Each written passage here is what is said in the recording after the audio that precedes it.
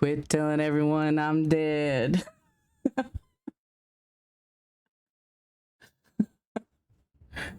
Hello, hi C Tree, hi Mr. Clooney, how's it going? What am I doing here? Ew. Why are you ugly crying? Don't cry. Oh, my game. Why is my game not on my screen? It was a few minutes ago. Maybe I need to click on it. Ah, there we go. Because I miss you. I miss you too, buddy. Don't worry, I'm here. I'm alive. I'm drinking Gatorade. I still feel like I have something stuck in my throat. I blame it on sleeping as much as I did. I usually go for the white, whatever the fuck the white flavor is, but this one's lemon lime, the yellow, which I also like.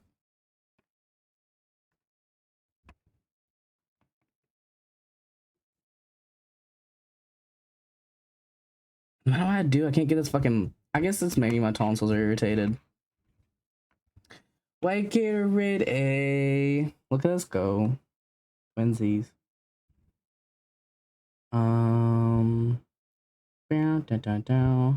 How's it going, Mr. Calamity? How is your... God, what day is it? Thursday? God, I can't even keep up.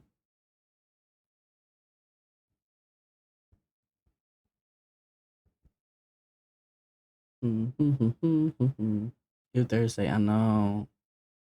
Gross. Gross. Let me see. Let me pause. Going fine. Still summer. Yuck. Felt. Also still yuck. Yes. Felt. Yeah, I told C-Tree. Well, I guess I can keep music going for a second. I told C-Tree that like, so I have a medical test I'm doing tomorrow, and they gave me this long list of fucking rules, and one of the rules was that I couldn't take one, I can't take cold medicine or like anything for my allergies.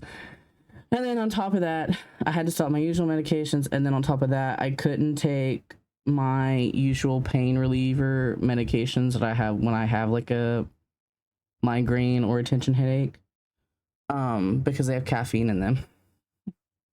So I couldn't take the medicine that I usually took to get rid of it. And so I had it like all day. I was sweating. I was in pain so much. Of course, like the one time I can't fucking take that shit. Like I haven't had a migraine in a bit. But of course the one time I can't take the medicine is when I fucking got one. And when my allergies start to kick my ass, so. Like, thanks. It better be fucking worth it. Have my fan up so high. It's so hot. I know. I also have one blowing on me, but I don't want to turn it on too loud where you can hear it. And I probably don't need it blowing on me directly anyway. It's probably another reason why my tonsils feel gross. It just sucks. Summer sucks. It sucks. Okay. But I am alive. Mostly. And I'm ready to play. Oh. Yes, this is what the sound is. It's static.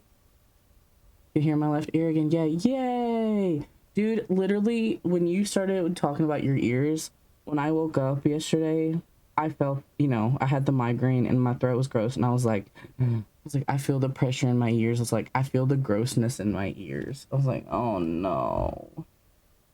I still kind of feel it, so I guess my migraine was partially probably caused, sorry. My partially probably caused by allergies or something. But damn, that's insane. That allergies can make you feel that shitty. Call me a dog. I called you a dog in response to the napkin on my forehead. That was karma. Karma's not gonna come after me when I was giving karma.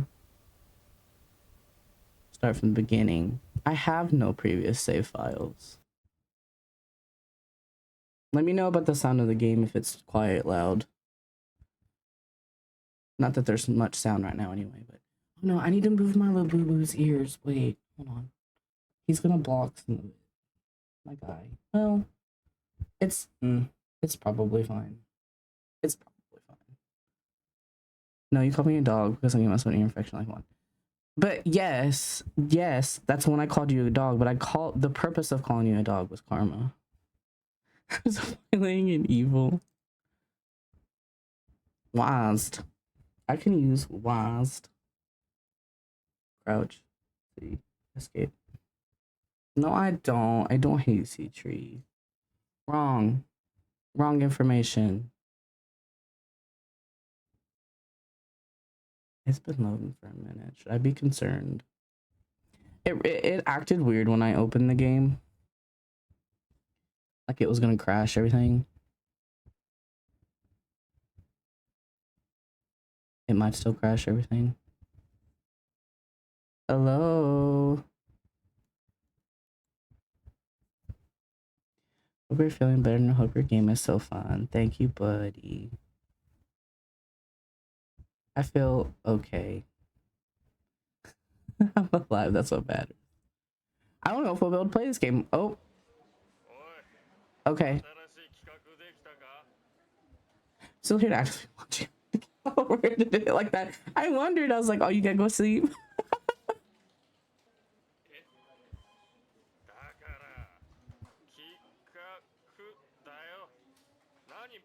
But no. Sleep is for the weak.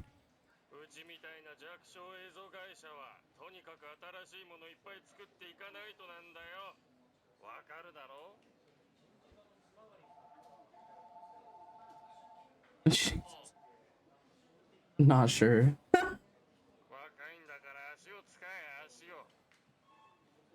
It's your legs. As in go to the movies, is that what you mean?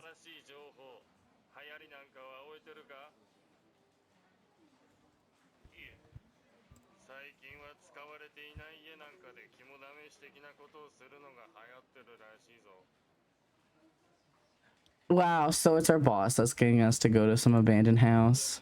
Cool.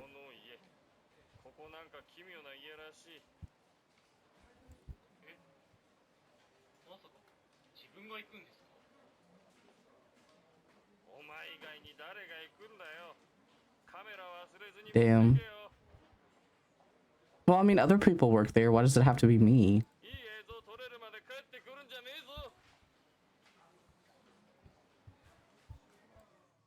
Well, fuck that. Quit. I quit.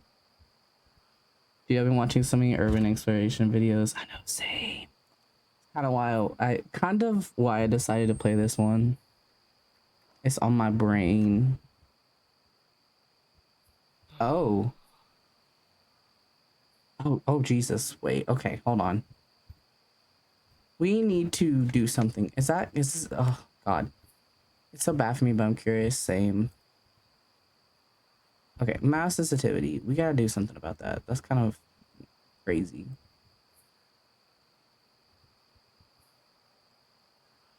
Oh, God.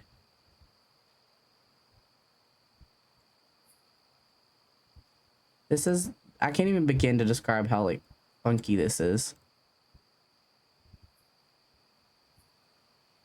It still is like, what?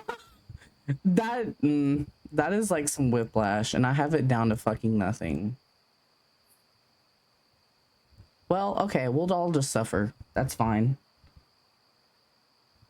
I love me a good abandoned hospital. It's a... Oh, hi, bird. Cool. Yeah. Oh. Oh. I hate this.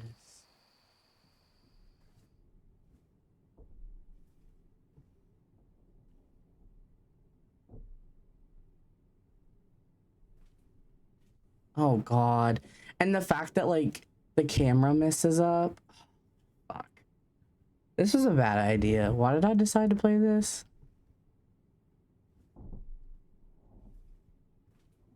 Jesus?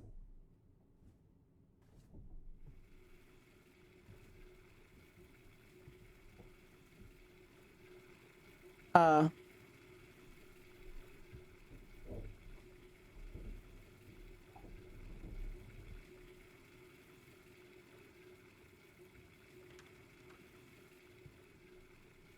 Oh. Oh. Okay.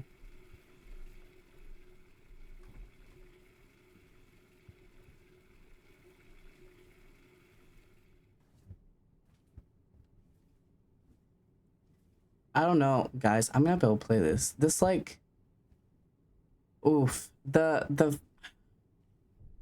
how do I describe it? Like the movement is making me nauseous.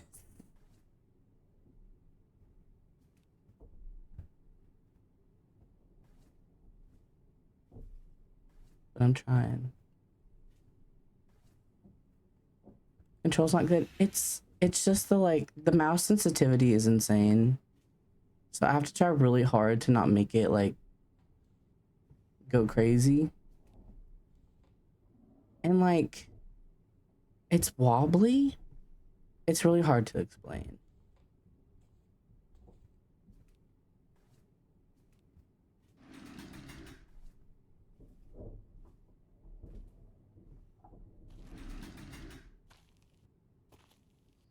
Why are my footsteps so funky? Your self play was fun for you. We'll see. I'm gonna keep at it. We'll see how I feel. This is where I came in. Oh Jesus. Oh.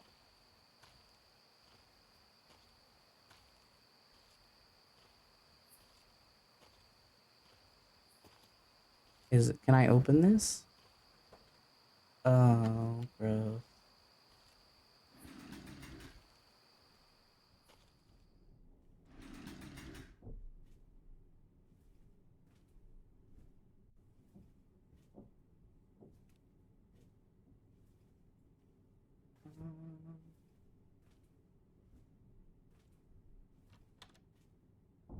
The fuck?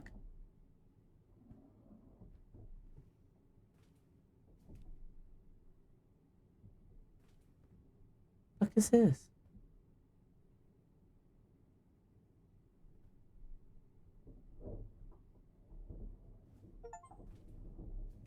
Oh, I got some weird ass achievement. That's not scary at all.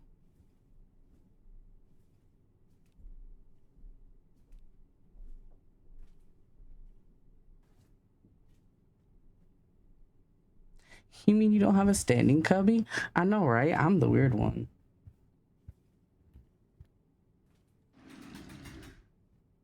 Already gone in there. Right? Yeah.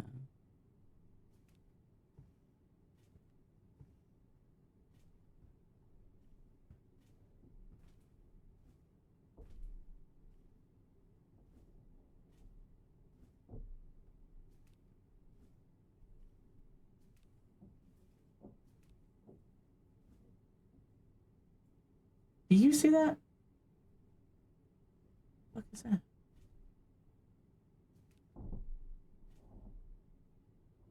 I don't want to get too close to anything. I want to be so for real.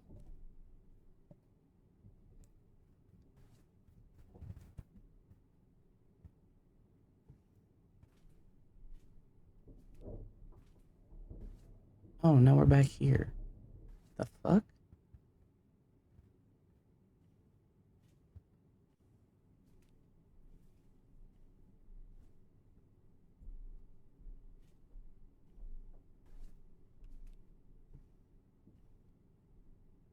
Oh, oh, okay. I'm.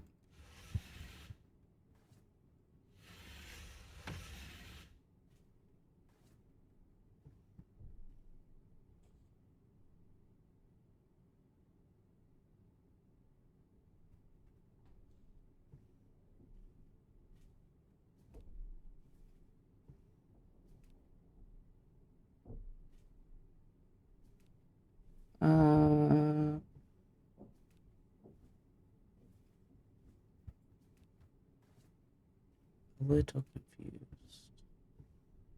Oh, there's an upstairs. Um. Oh. Hmm. Hmm. Hmm. the instant dread this brings me.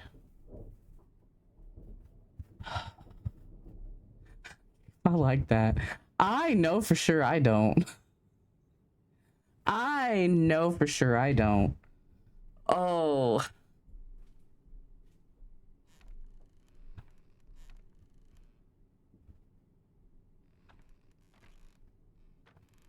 I hate it.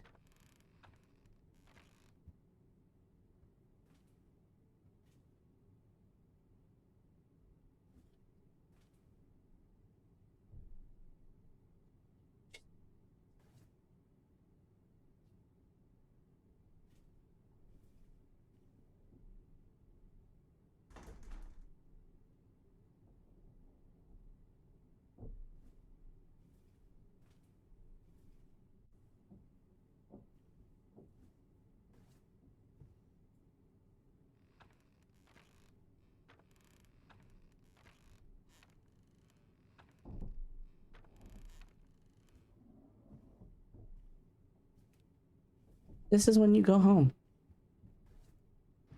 This is when you just go home. Say, fuck your boss. I quit. I'm going home. It won't let me go home. Aw, man.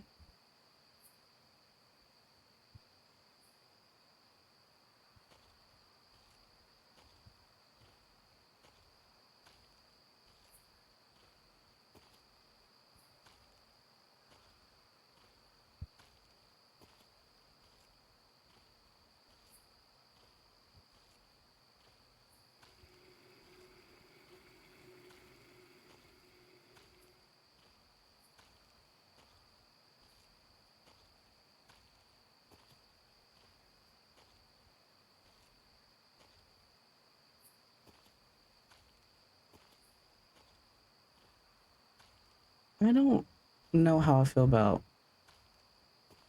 nothing popping out yet.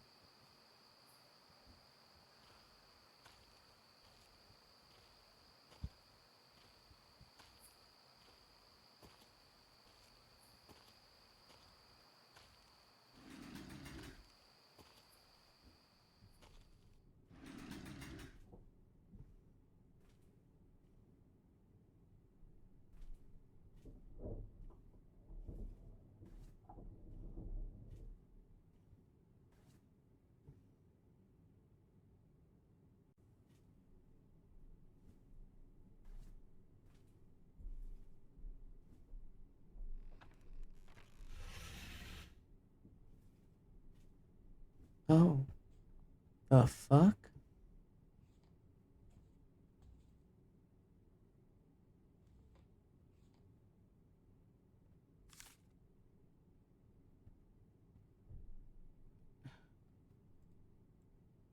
Okay. Sure.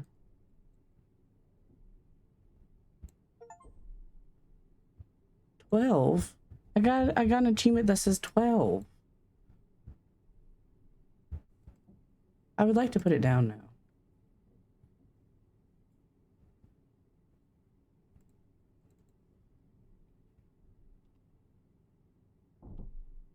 Oh, that's cool.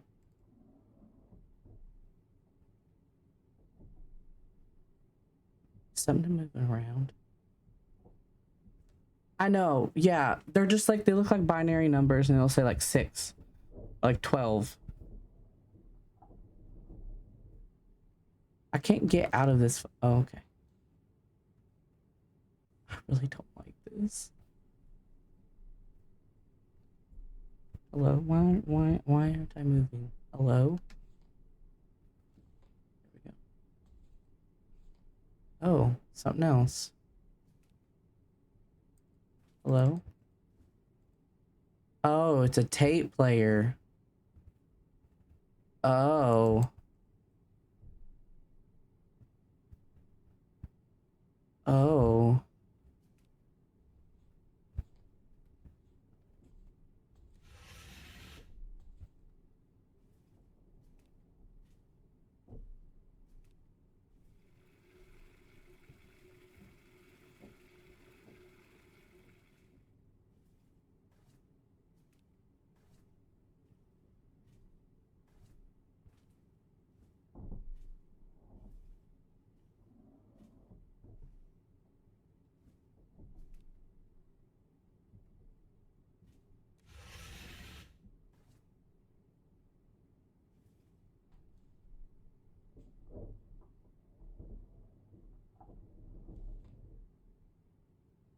really don't like these moving around noises.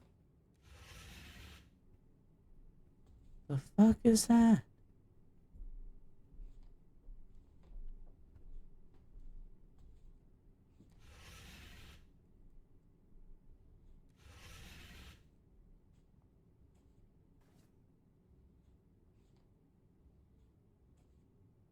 I don't like that.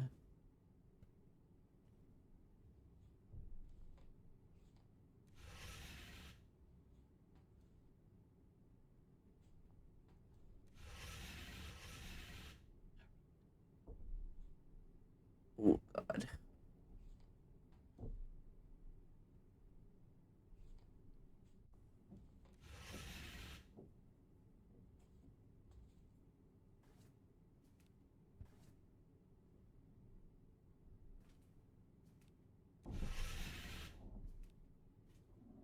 Oh, this is the room I was already in. I can't tell these rooms apart.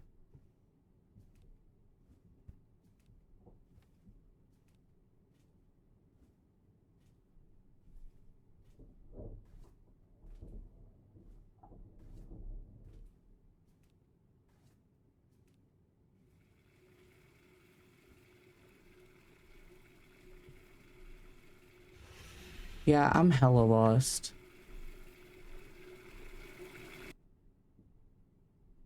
Oh god. Oh god, there's a cutscene. Please stop. No. Please stop. No.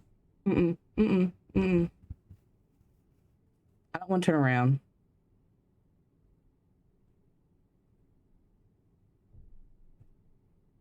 I don't want to turn around. Something's gonna be there. I just fucking know it.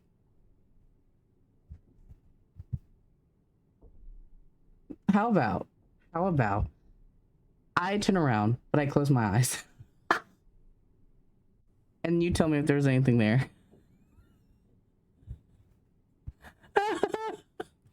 That sounds like a good plan, right?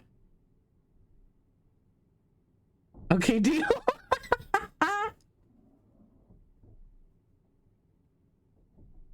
I can't see how I'm fucking looking around, but I didn't hear a sound. Usually there's a sound with the jump scare, you know? We move a little bit.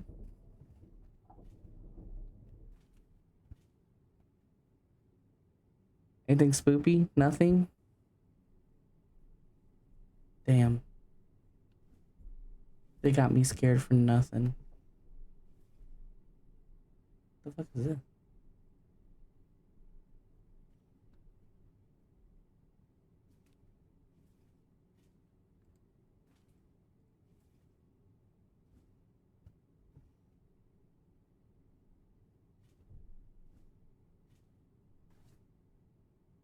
Looks like hair. Wait, what the fuck is that?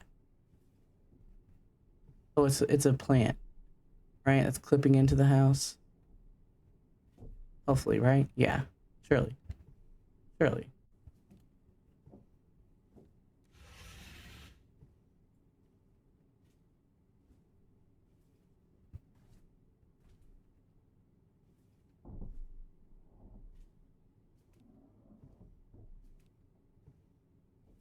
Can't tell these fucking rooms.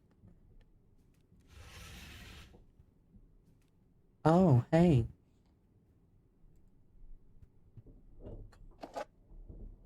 God, oh god, oh god.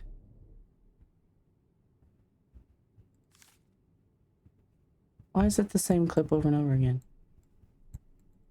Or, you know what I mean. Oh, 10. Got an achievement that says 10. That's cool. Oh wait, this is the same room, but now a tape is here. I don't like that. Like that.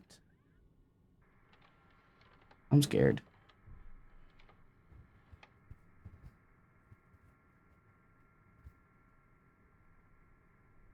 Hello?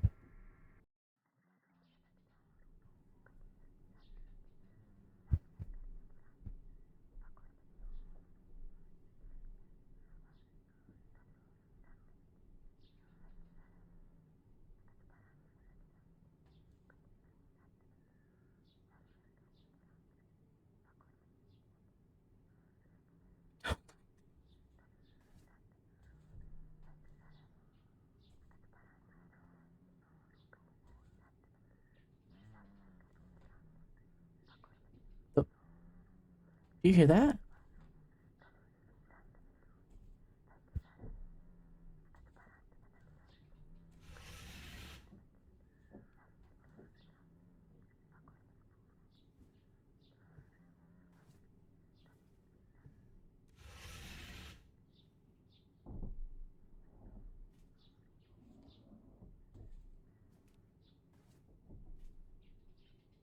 Hello? The fuck? Did you see that? Why did that just whip? It won't let. It won't let me go any further. Uh, okay. Sure. What the fuck?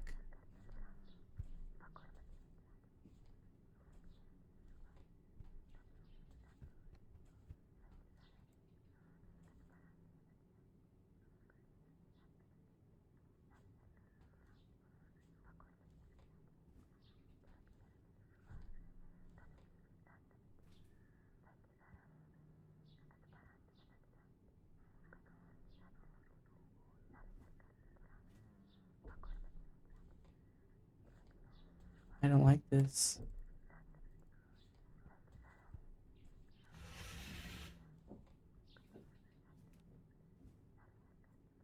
What the fuck, bro?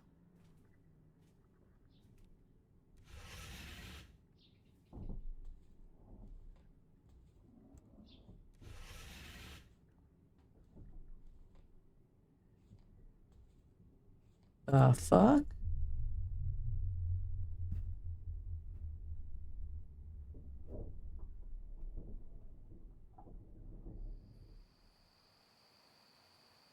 How the,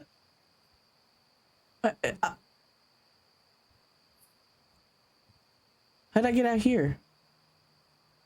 Is this on the videotape or is this me? I'm so confused. Oh my god.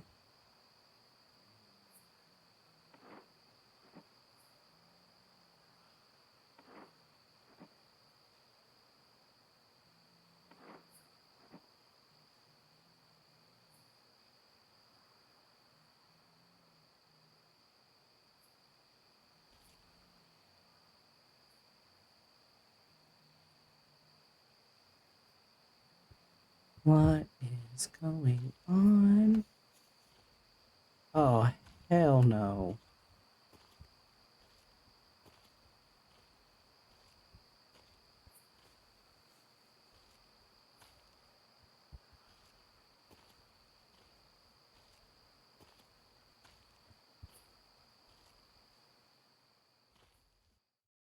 I ain't going in there. Fuck that.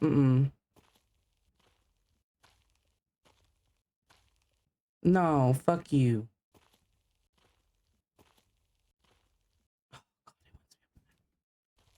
I don't want to though. I don't want to. Okay, I open it and you look.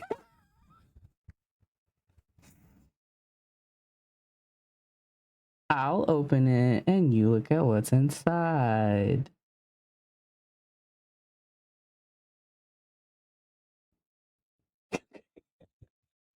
Bitch. I'm scared. You ready? 3, 2, 1. I'm not looking. What's in there?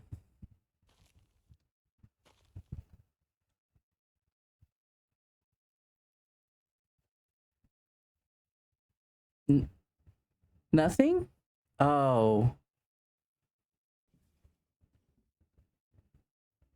Aw, are we gonna stick our hand down there? I'm not looking, but I'm clicking it.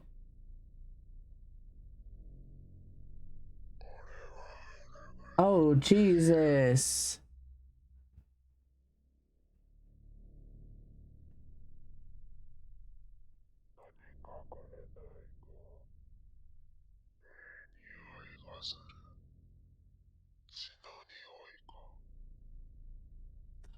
What?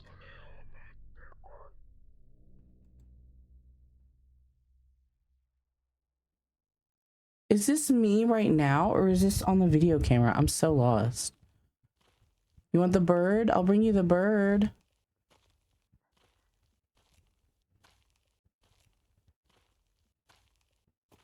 Toilet man. I don't know about your guy's toilet, but my toilet talks to me.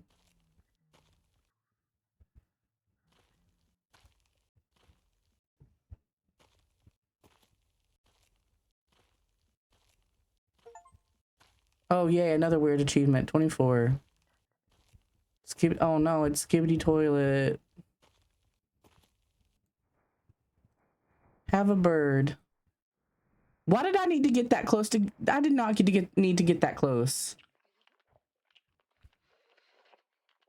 Oh. Oh. The fuck?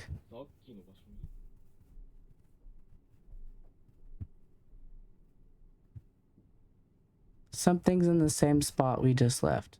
The fuck are you talking about? The toilet or the hole? What the fuck are you talking about?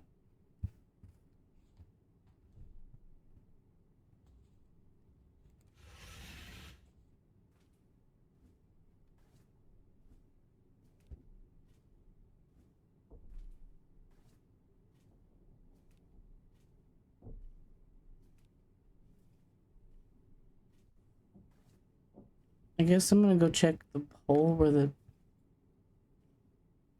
I'm sorry?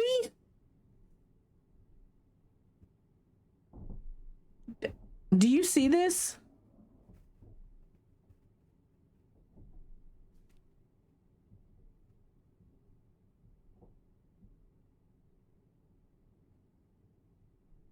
The Tanuki moved. And it's facing this way.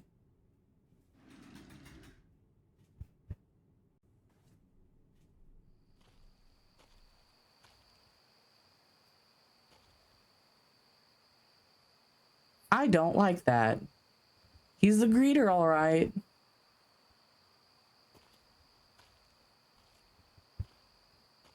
Is he moving?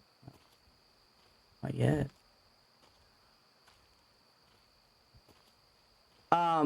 What? I don't remember it being bright right here. I'm gonna go check the hole where the bird was at.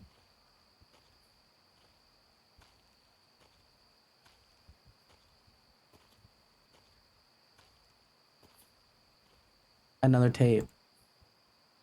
Oh god. Something gonna get me. Something gonna reach out and get me.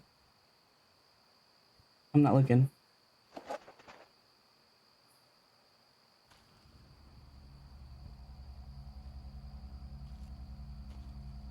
I don't like this.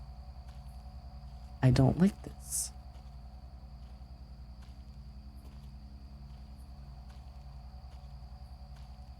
I don't like this. I don't like this. If that Tanuki has moved again, I swear to fucking god. I miss Mothman oiled up when I wasn't looking. Damn. That's what I get for being a coward.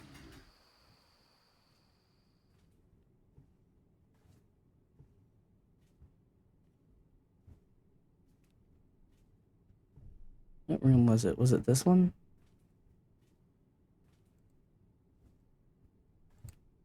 Hello?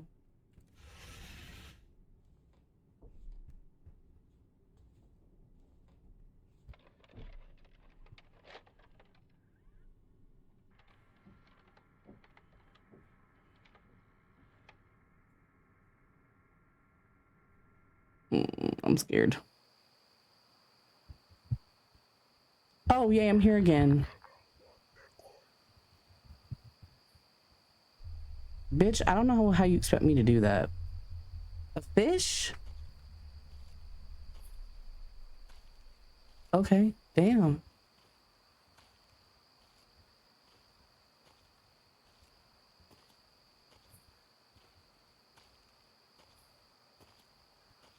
The fuck am I supposed to get ahead of a fish from? Do you have fish in these little... Oh, yeah, you do. Who am I to he wants to see me. Who am I to deny him? How dare I?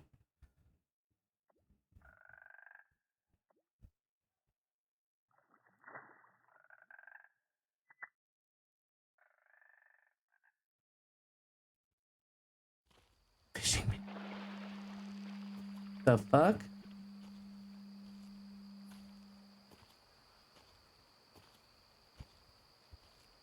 Fishing minigame, top tier game. Skibidi toilet, fishing, Mothman's got everything. Huh?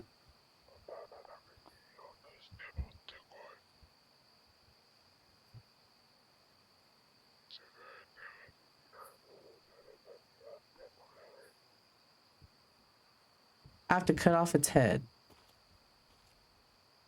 Bitch, I know where I'm supposed to go. How do you want me to cut off the fish's head?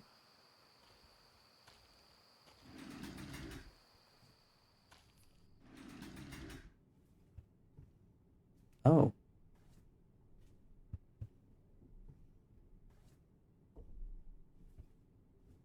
I need to go to the kitchen. That's not it.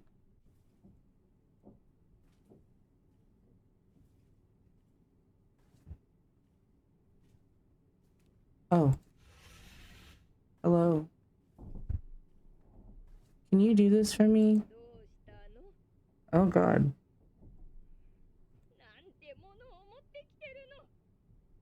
Oh, she didn't like that.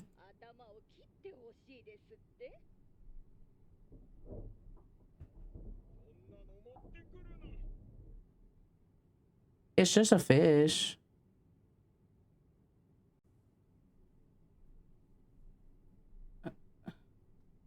But I need to cut the head off to give it to Skibidi Toilet.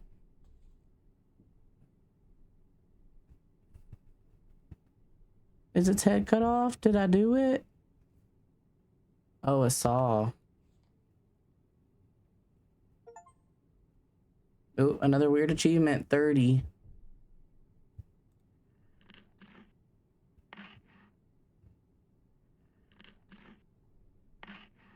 Poor fish.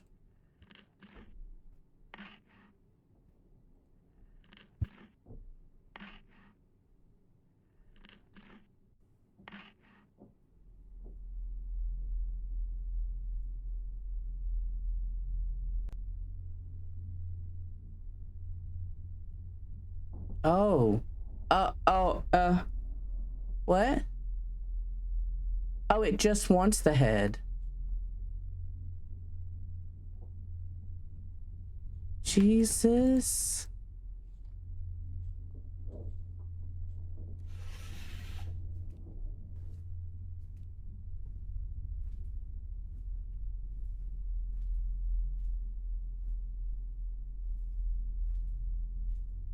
Oh, it was more than 2 fish.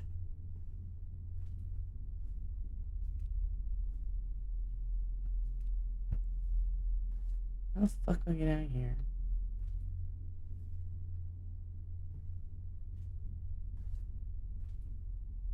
Bruh. I can only count to 4.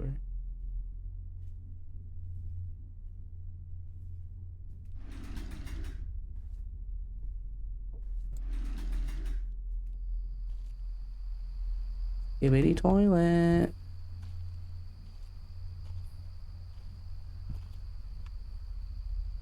There you go. I do not need to get that close to give it that. That's crazy.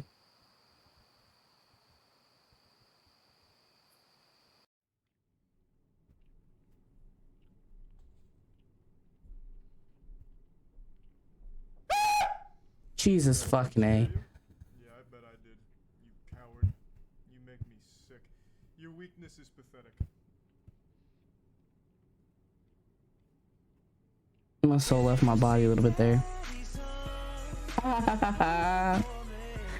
Bunny made good times. Perfect timing, just what we needed. Am I supposed to go there, wherever that is? Is that upstairs? Or is that the one that's over here in this other room?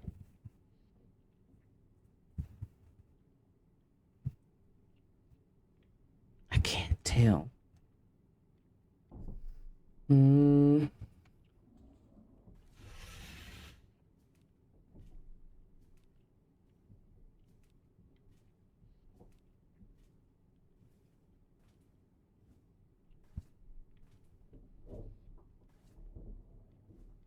Oh. Is it here? Oh. No, I just did a circle. Put a cast on that. I'm convinced he doesn't know how to walk, even on flat ground. I'm lost, dude. Okay, so there's the one mannequin. It looks like it might be upstairs, which I don't like.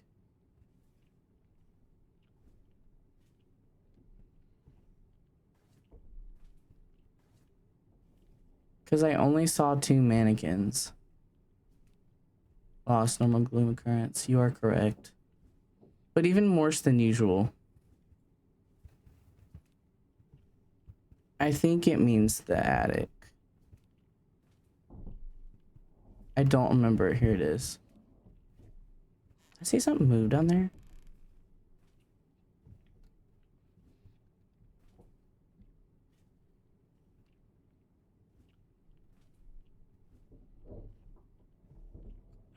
Something's gonna fuck me when I get up here. I just know it. I'm closing my eyes.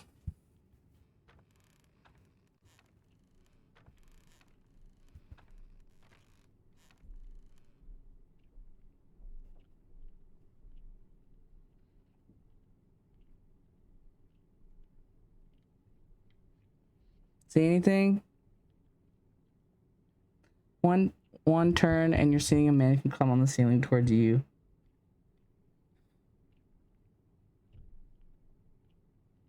See, that's how can I be calm when I hear things like that? Oh wait, this back wall opened up. What? Yeah, there's a mannequin behind here. Yeah, I knew about that one. But this wall wasn't. Oh wait, no, I'm just dumb.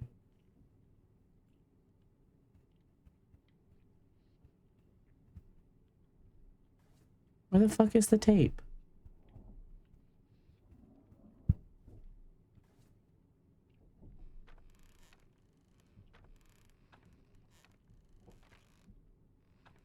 Where's the tape?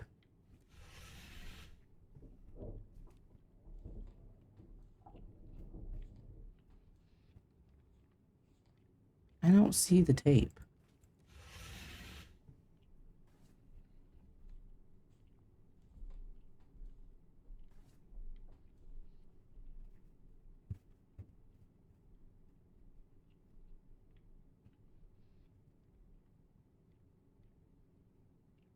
I don't know where that is. Citru, do you know where that is? Have you seen that?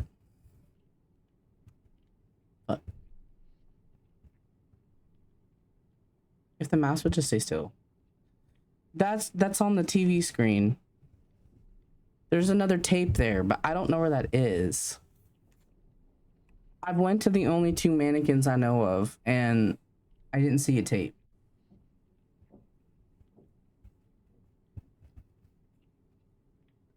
Check the kitchen.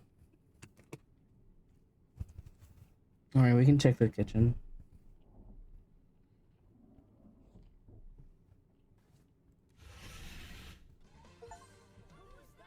Oh, another weird achievement. Cool. I can't remember where the kitchen was.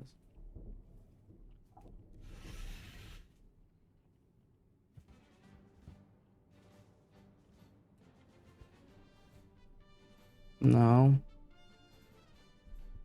All right, we already went upstairs.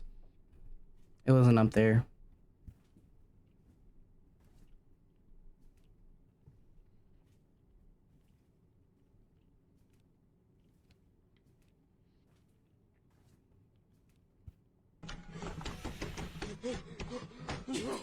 No, don't take me! No, don't take me! I'm not ready to go yet! No, don't take me! No!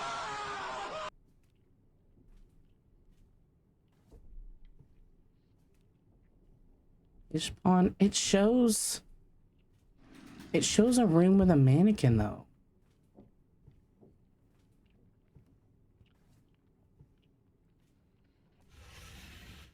Oh, here's one. Oh.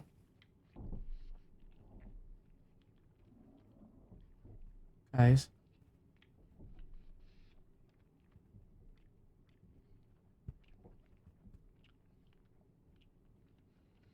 Guys, it darted my camera. It wanted me to look at a certain spot.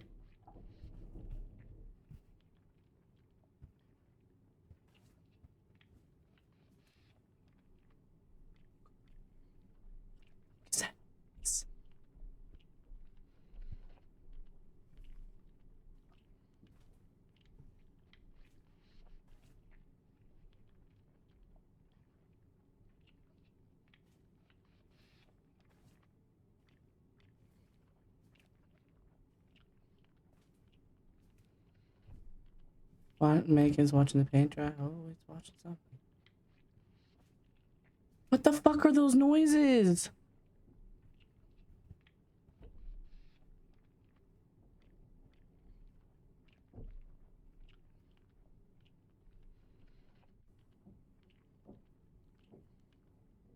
I don't like that. A clock? I wish it was a clock. I have a feeling it's not.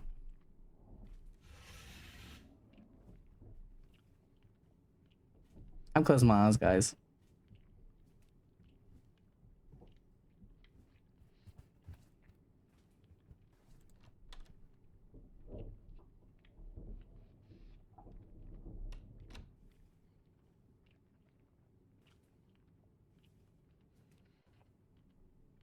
It just stop.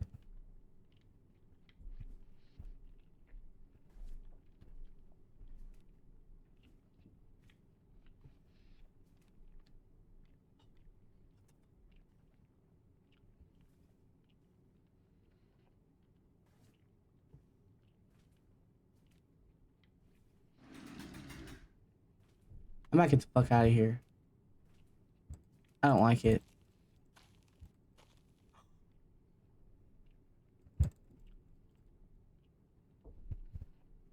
Well, let me go outside.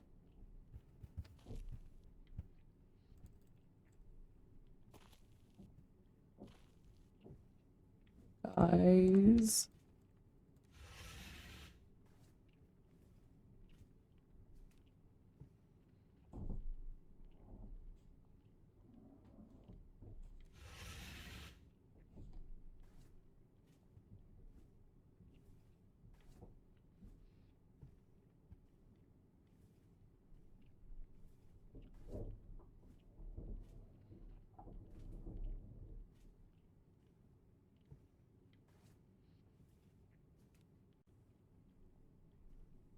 It won't let me go outside anymore.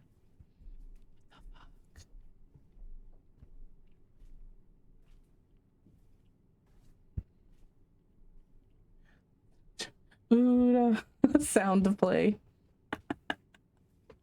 Every time we walk up on a mannequin. Guys, I don't know where the tape is, and I hate walking around here. Too cute to be experiencing this much distress. Me too. I don't know where that is.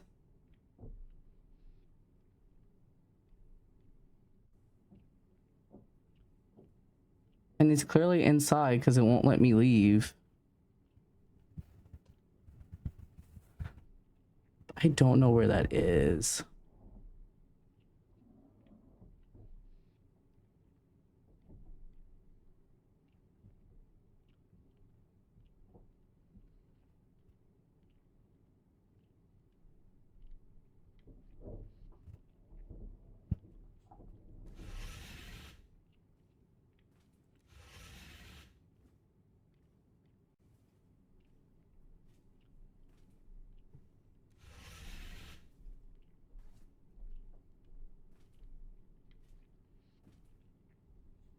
Your brain is too smooth to even grasp the concept of distress.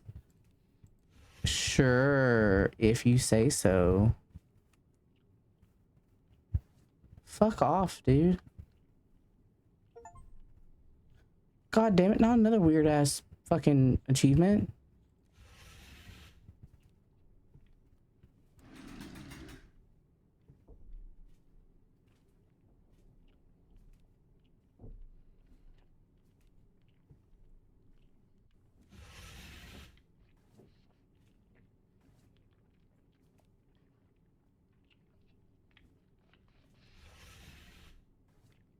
Oh god. Okay guys, I'm picking it up. I'm closing my eyes. Oh god, the sounds got worse. The sounds got worse.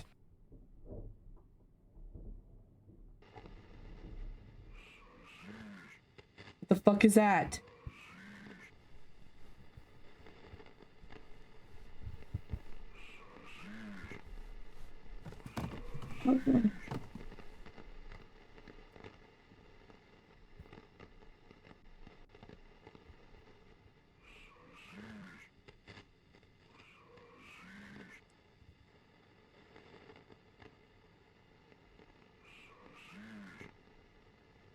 Fucking I'm making the ooh sound to add to redeem. I can't see anything, neither can I.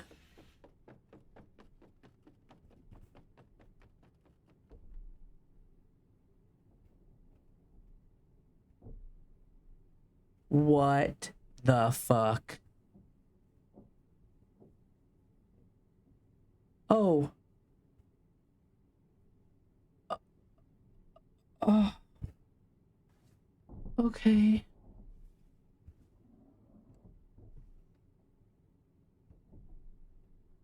I think you may have got God. I also think I may have got God.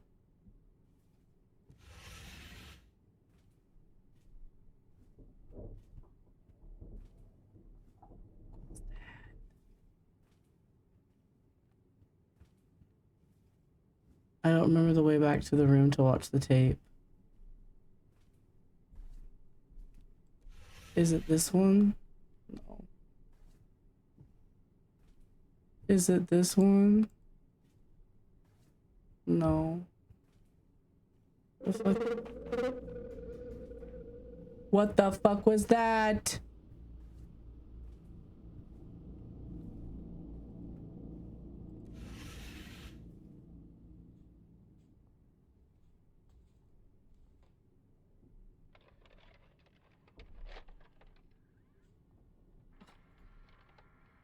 Why am I playing this?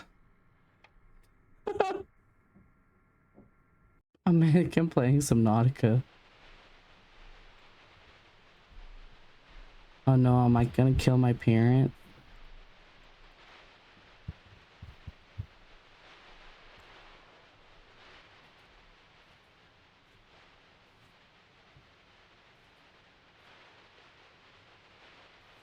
Oh!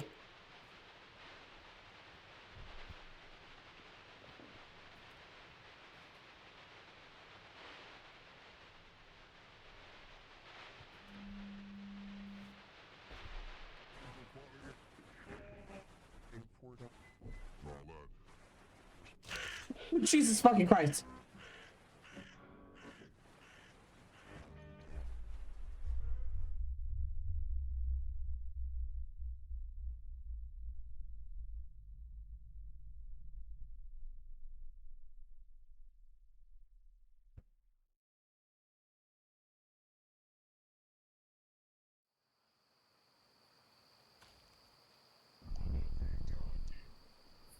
Jesus.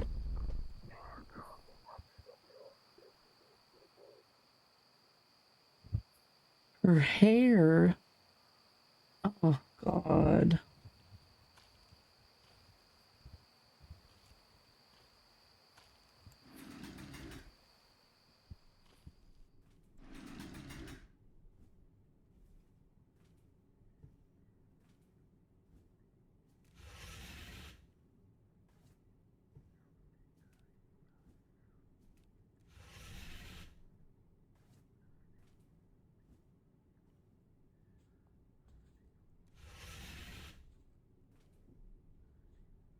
I need a piece of her hair.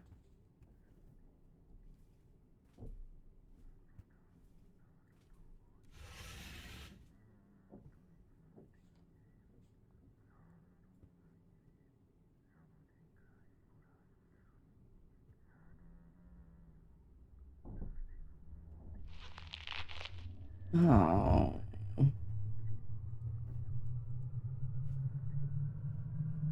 The fuck? What the hell was that?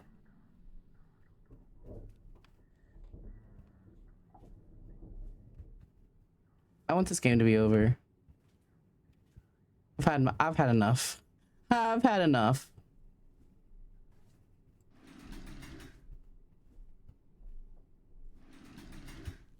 Freaky ass doll, freaky ass game.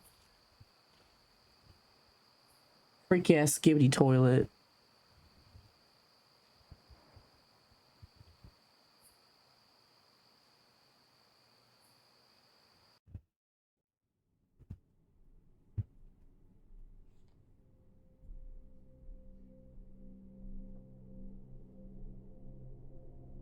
The fuck? Oh, that's some.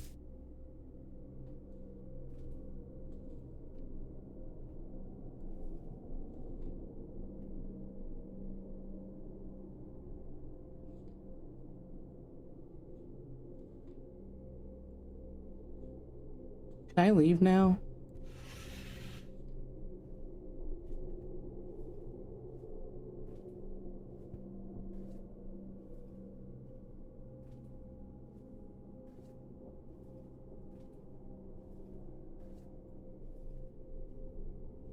Oh, that's cool.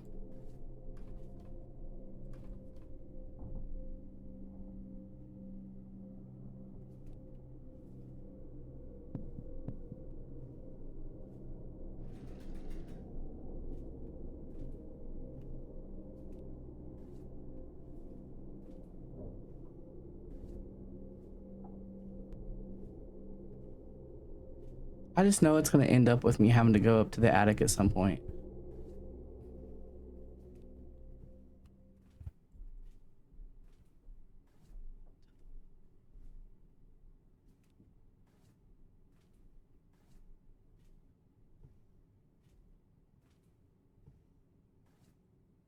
Oh, that's cool. Hi.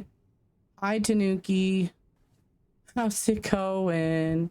He's in the house now. That's so cool.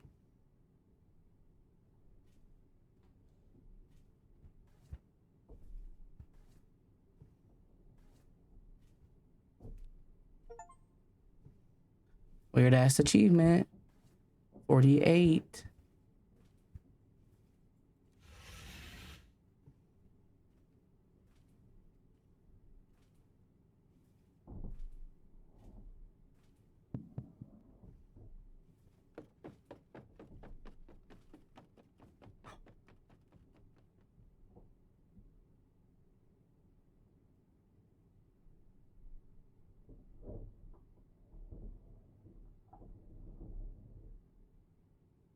I don't like that. I don't like that.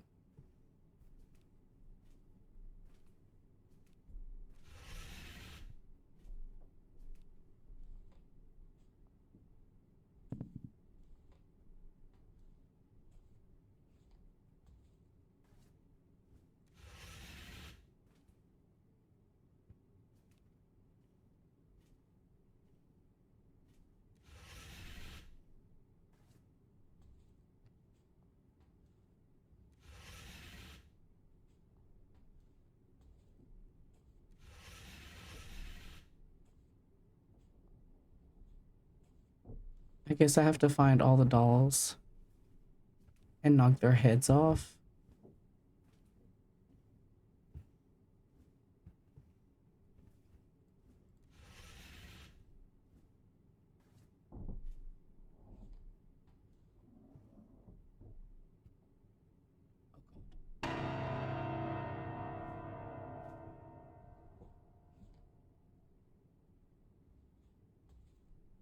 There's the Tanuki.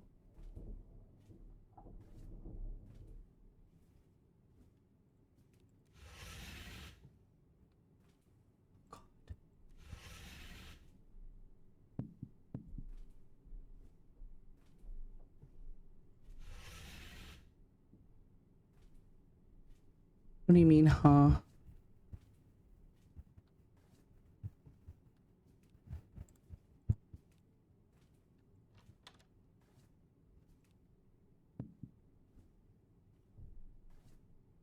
I wonder what's left.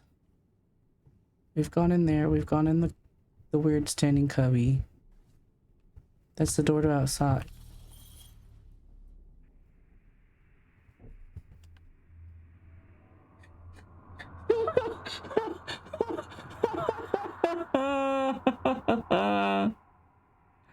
Oh, fuck that.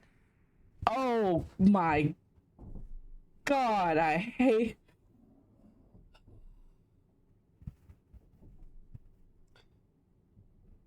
Oh man, and you know, I just learned to ignore the curtains because they were clipping and shit, you know? Oh, son of a bitch. I gotta hydrate after that one. That took one out of me.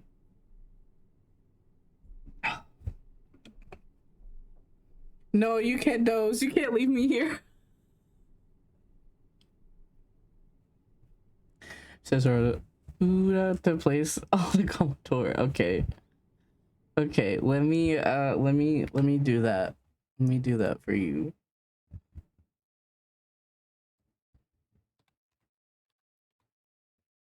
I will do that.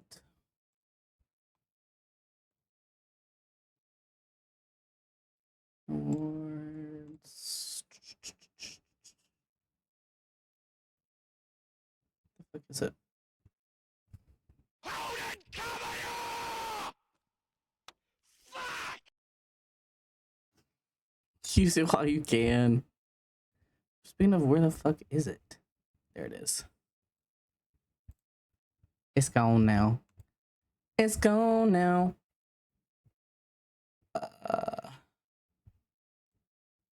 Where?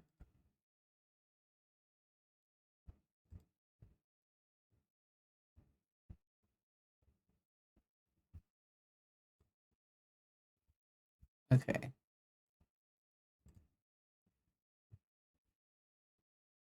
Try to add to stream.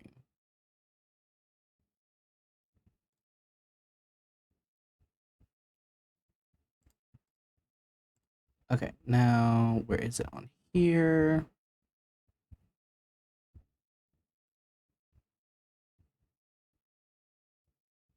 Edit.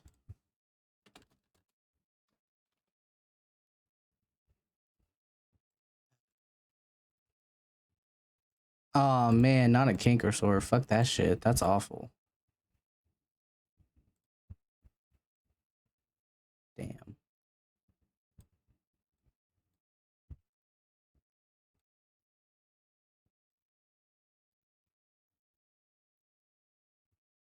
Okay, it should be on there now, I think.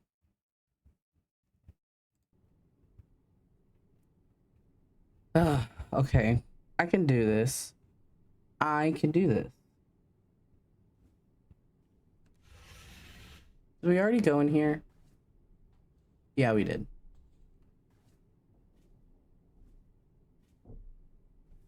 Guys, I don't remember what all rooms we've been in.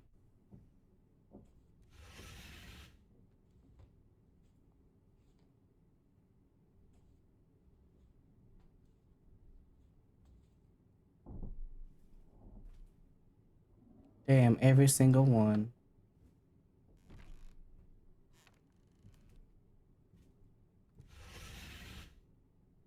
Been in there. Been in there.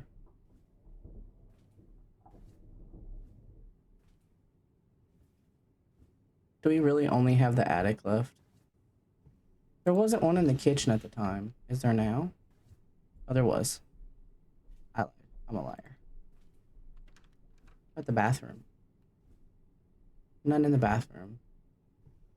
Guys, I think the only place left is the attic.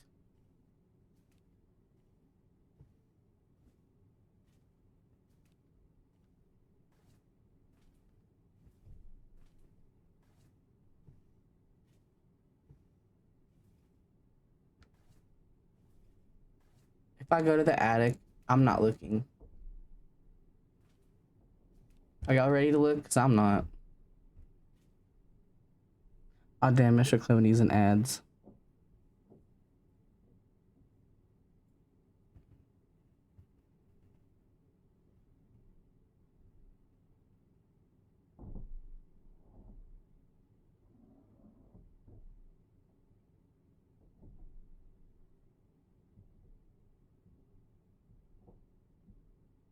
Teacher, are you asleep?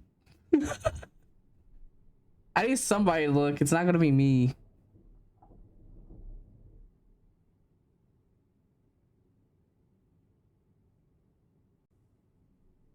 Or I'm gonna look at my peripheral. I'm not giving it my full attention. Is there another? There's something about behind that curtain. All right. I can do it.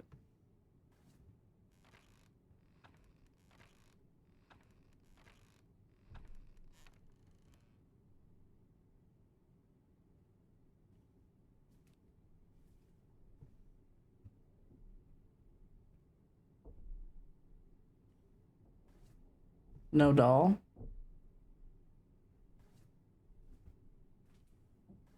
The fuck?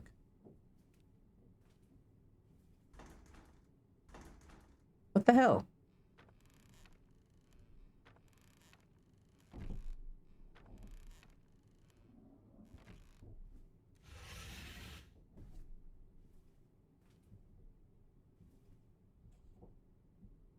I really did expect there to be a doll up there. Shit. Or for me to get got.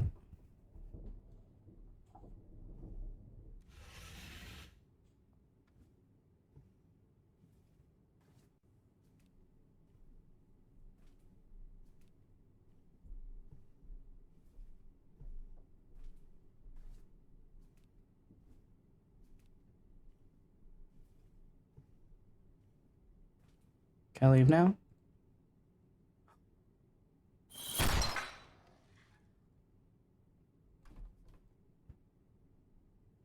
Guys.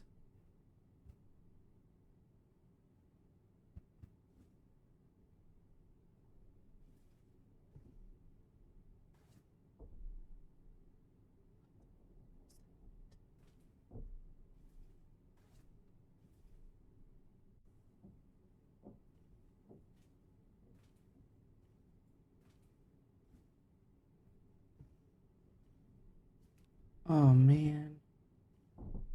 I tried to leave and there was like a cutscene noise situation.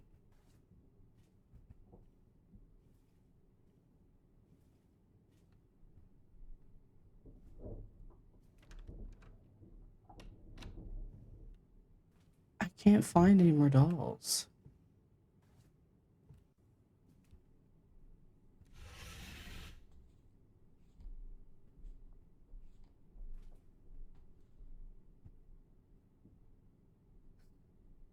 It was very screechy. I wish that's what I had heard. You missed a good timing for it. It would have been a good moment.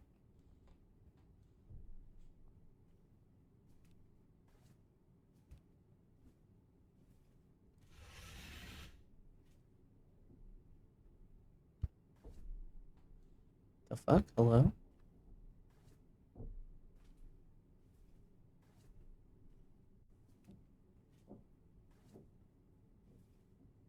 Does it want me to go back upstairs now? I tried earlier and there was nothing there.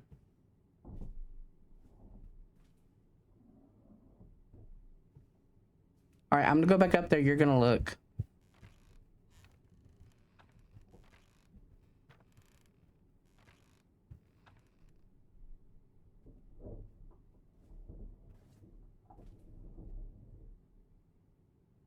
You see anything? Is there a doll in here?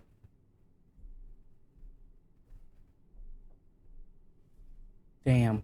What the fuck does it want me to do?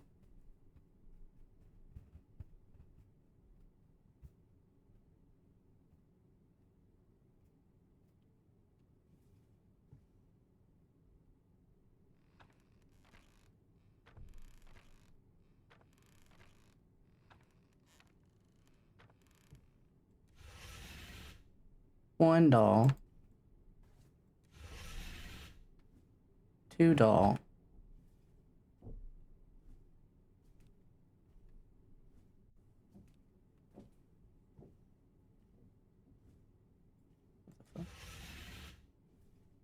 There's not one in here.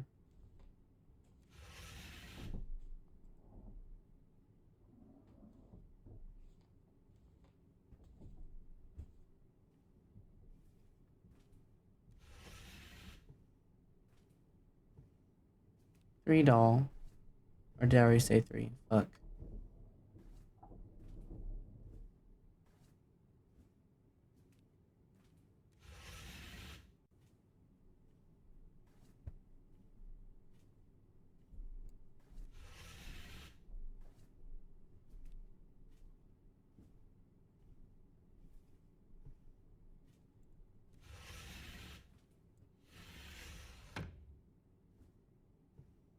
I'm about to look up where all the dolls are. Hold on.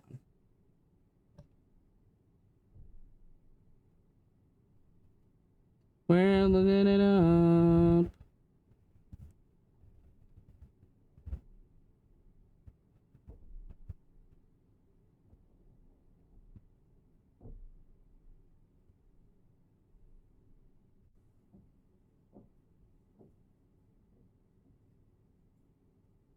Go ahead, we gonna be here for a while. You mean if I have to find them myself, we're gonna be here for a while? Because I know we will. They trust me to be able to walk around in a small dark house that every room basically looks the same and find something.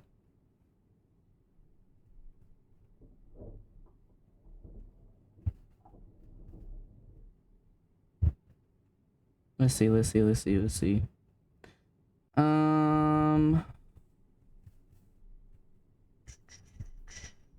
Okay, yeah, tape 1, 2, 2, 2, 2, 3. Okay. While the house has multiple dolls hiding in various spots, one of them, the real one, actually contains a key. However, when you play the game, the key will always be in a different doll. Fuck. Okay, kitchen table. We got that one. Table next to TV and VHS player. We got that one. Chair next to the main entrance. Got that one. In the room right next to the main entrance, a doll is seen inside one of the sliding closets. I feel like I got that one. Standing on the piano. Got that one. Then in the hallway, there's a doll inside the leftmost sliding closet. I think I got that one. I got the one on the bathroom. Shit. Round 1 be having too much anime merch. Dude, I've been wanting to go to round 1. First was Jisatsu Kaisen Cups, now as you number 8. Damn.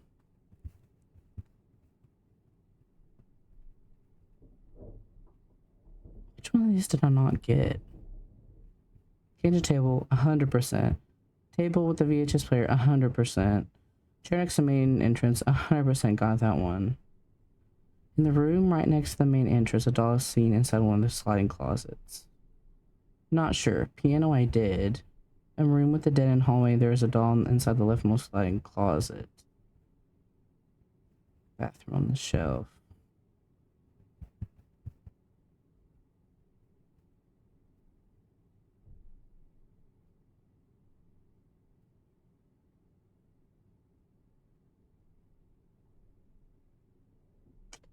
Or maybe I did get the key one and I just didn't notice it in the body.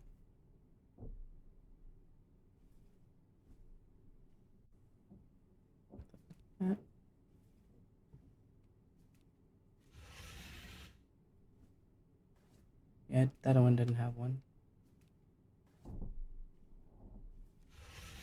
I wish I was more into Jujutsu Kaisen than I am. But I like it okay. I got the the bathroom one has it. Oh.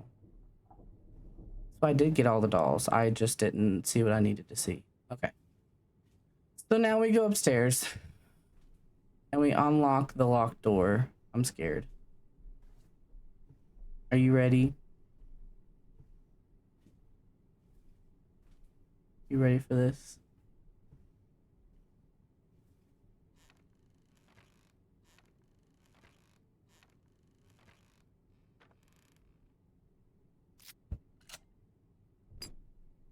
Is it over? Is it Jover? I see you would say, is it Jover?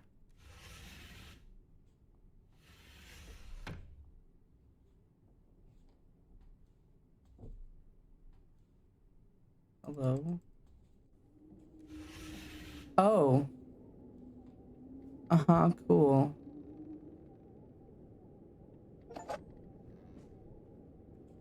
Thou art not departing to any place.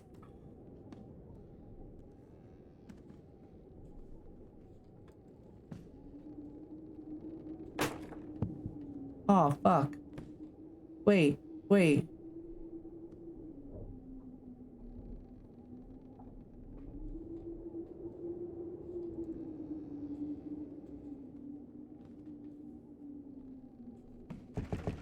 Oh.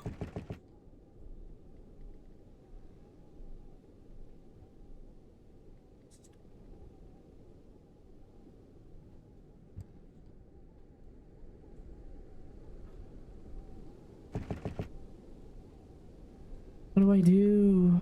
Can I climb out here? Oh, God.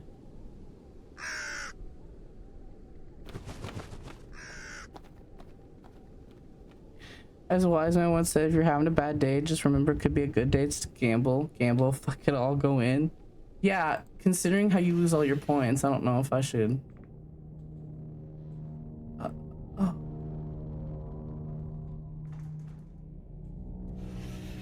Leaving now.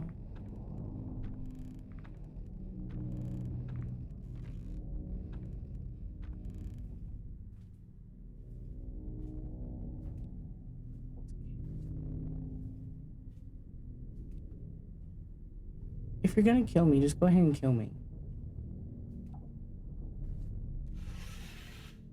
You know?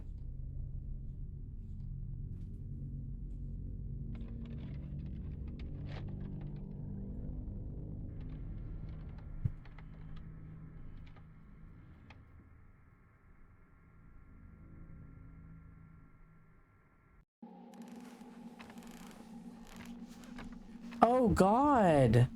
You went down there?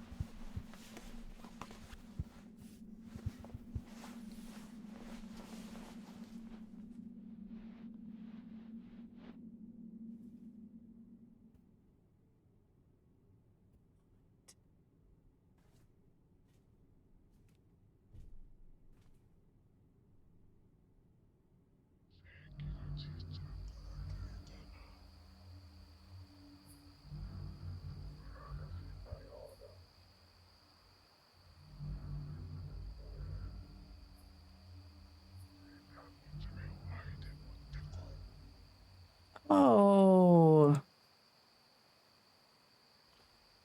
Oh.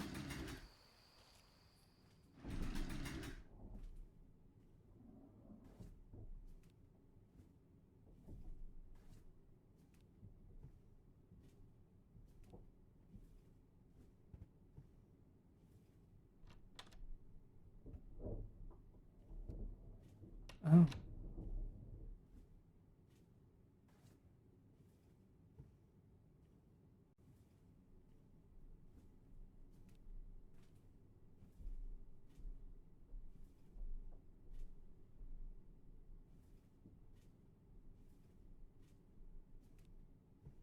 I don't remember where the bathroom was.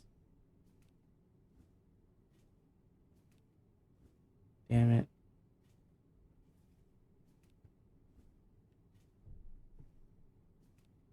Right here. Right?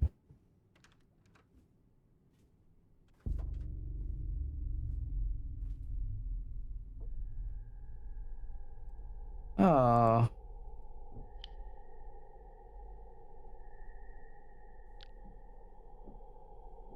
Oh.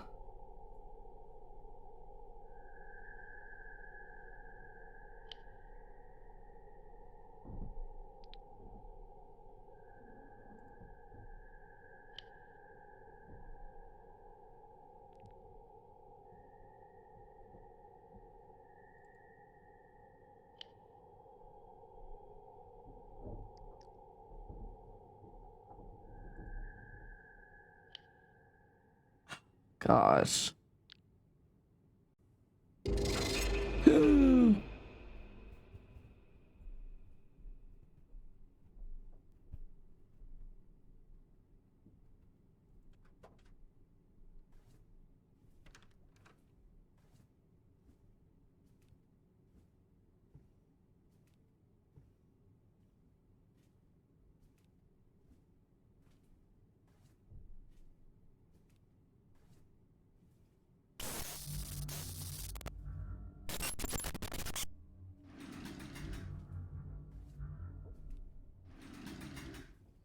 I just want this to be over with.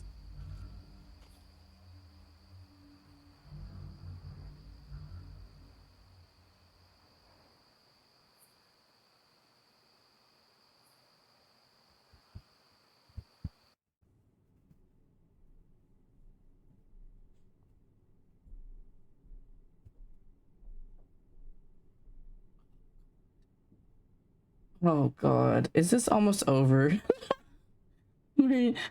I need to know.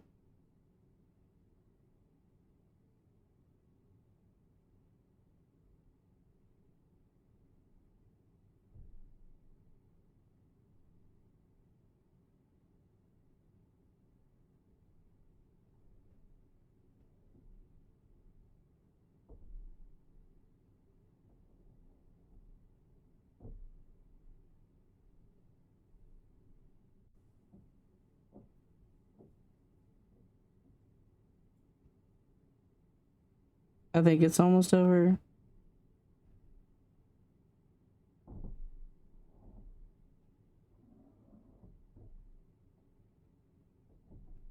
Ugh. I guess we have to go to the bathroom now. What do you mean, nope?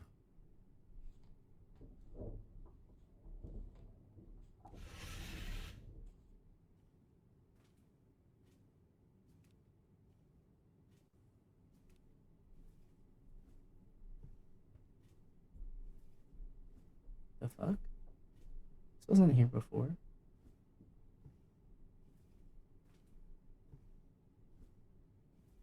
Okay, that's the toilet. That's not the bathroom.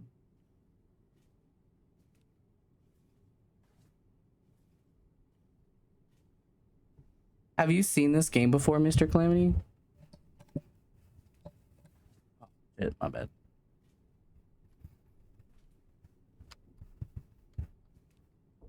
Not at all.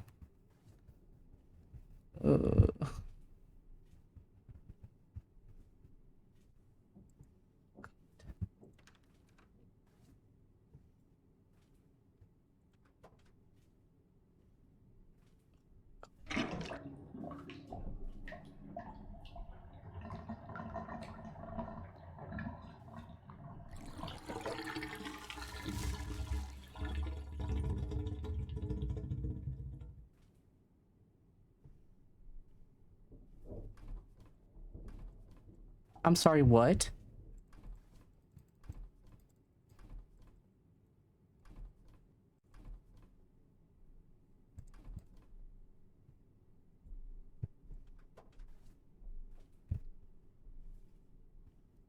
Am I locked out?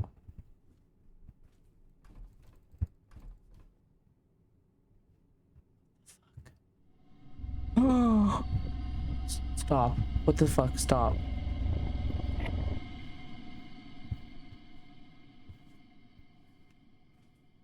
Oh.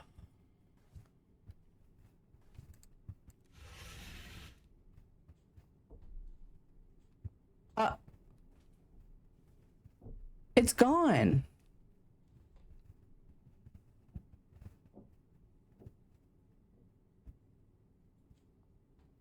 What?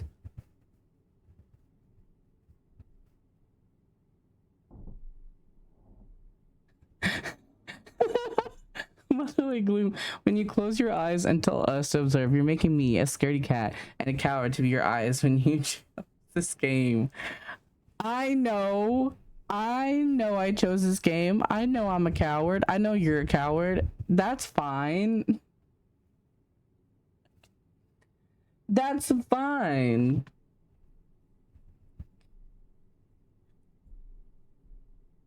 I clearly accepted my fate.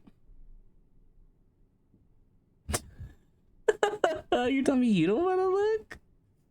Trying to figure out where the fuck I'm supposed to go now.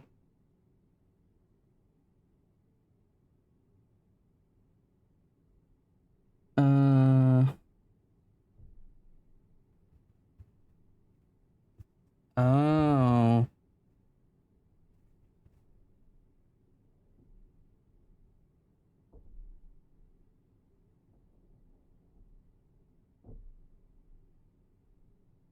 Okay. I have to go looking around, of course.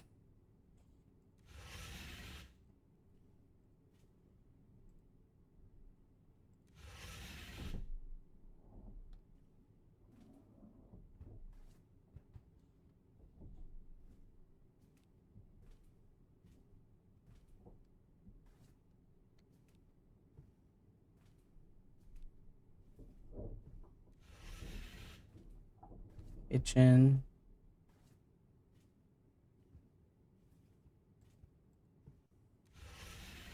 VHS room.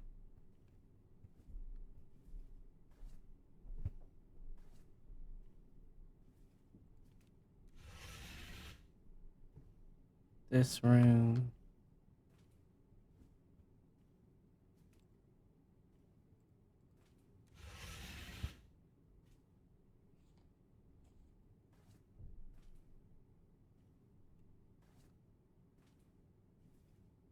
I didn't find anything.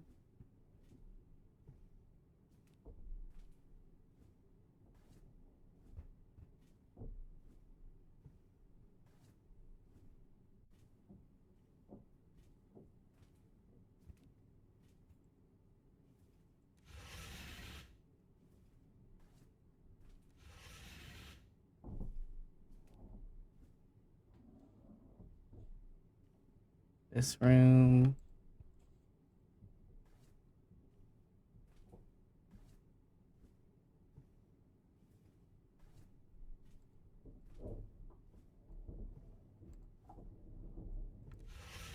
Oh, here we go.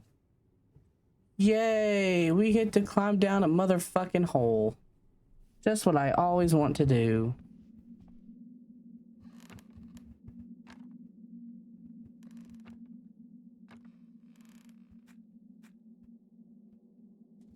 I'm totally not terrified. Are you terrified? I'm not terrified. I would never be terrified. I don't know what you're talking about.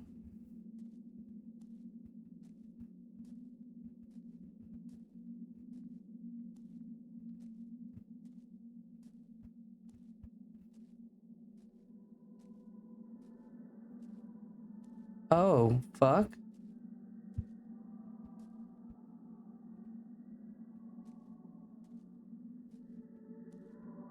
Oh, okay. Okay.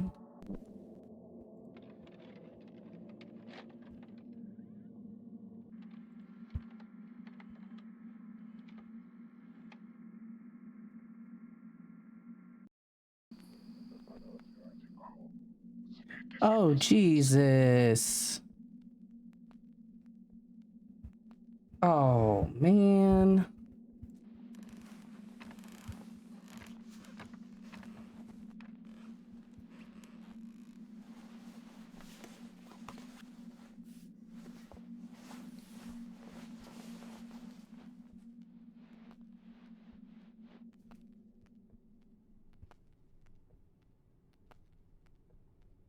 Okay, we have to find all the crosses and turn them upside down. Joy.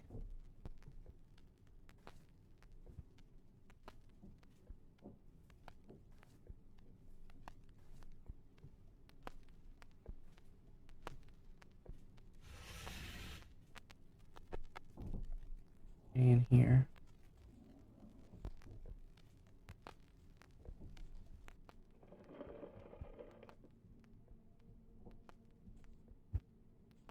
Oh. Oh, okay, cool.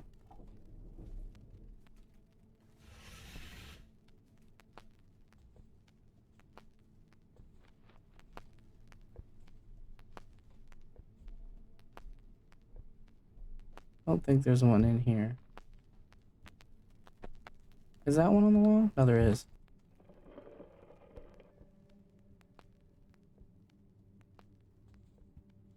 Oh, not even gonna look at it. No. Mm-mm.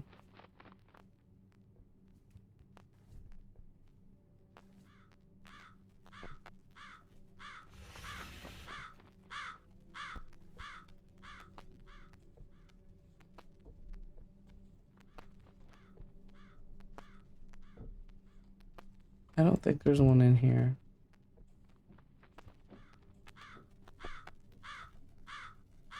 Oh, there is. How the fuck am I supposed to reach that? Oh, never mind.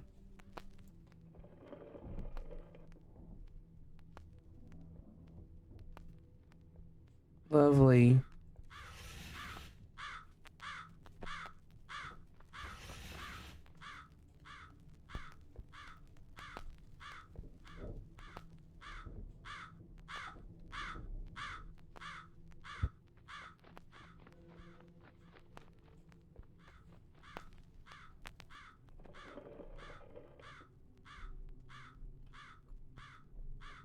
Is this over yet?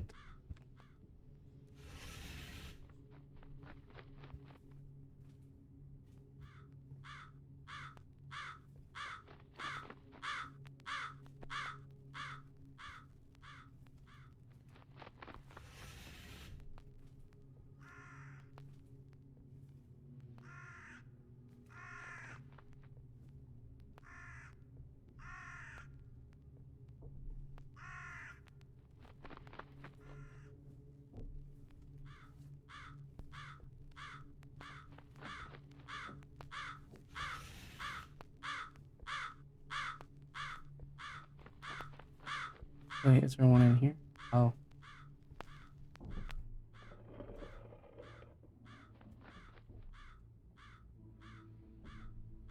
Jeez. Oh, fuck off.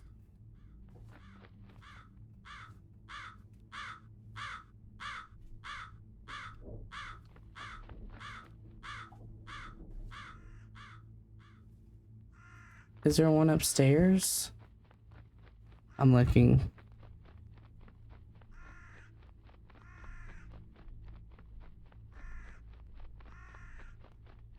Yeah, I got the fish one.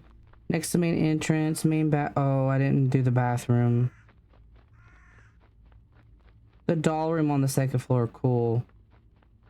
Cool. I do have to go upstairs.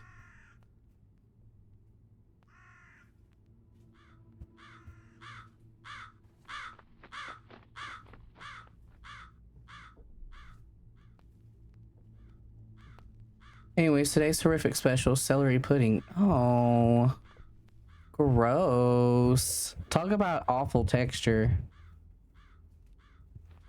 Oh, God.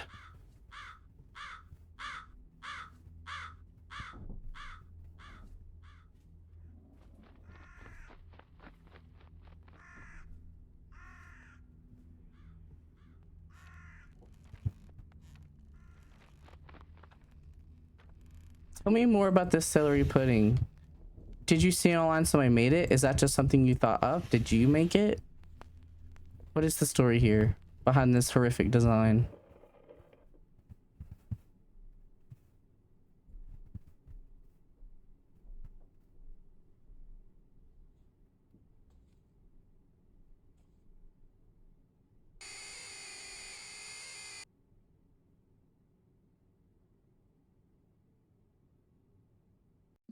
That was something.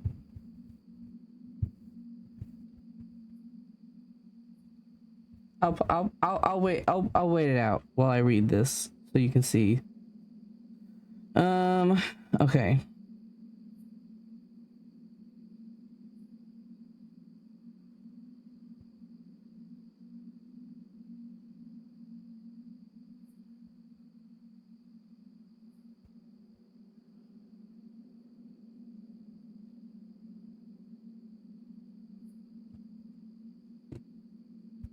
Good moment for me to hydrate.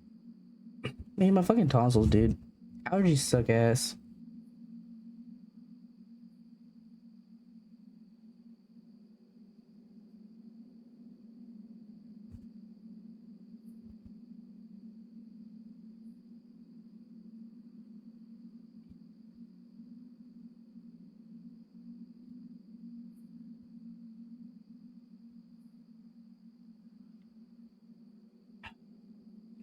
All right.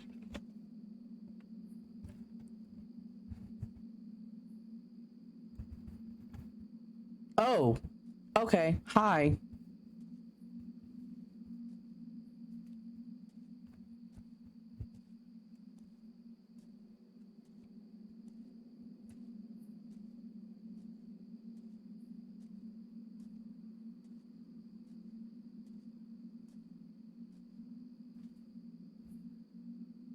Oh.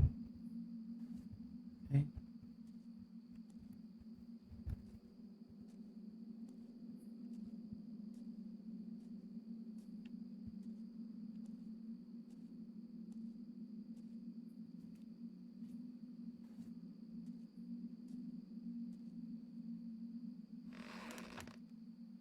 What you say? I didn't say anything. I was talking about how shit allergies are. What are we doing? What? What am I doing? Why am I crawling? The fuck? Oh, hell no, it's Jesus.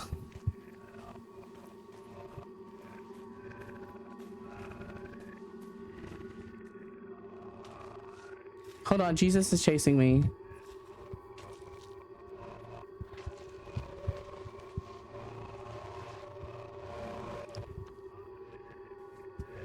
Where the fuck am I?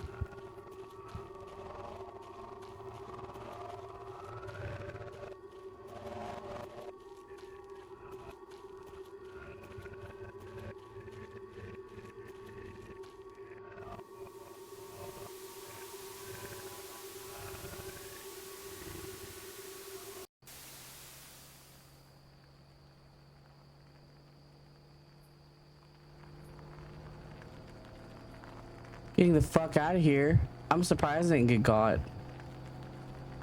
I thought I was doomed. I'm about to run over something. Something's about to hit me, isn't it? I'm just waiting.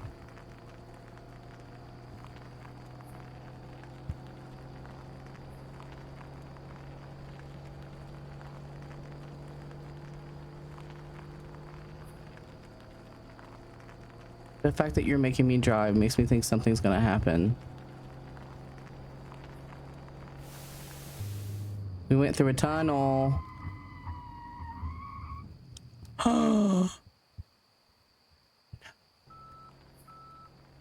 No, our way's blocked by, and we're in a tunnel to make things worse.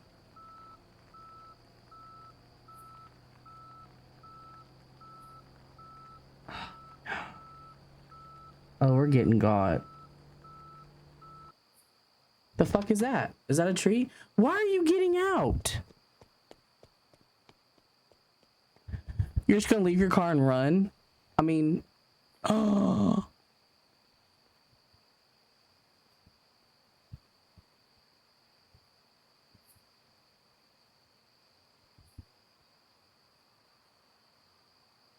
You didn't need to back up. Oh man. Exactly. Why did you back up? You could have just got out of your car right there and jumped over. You let him catch up to you. That was so stupid. Why did you back up if you were going to get out? You could have got out right there.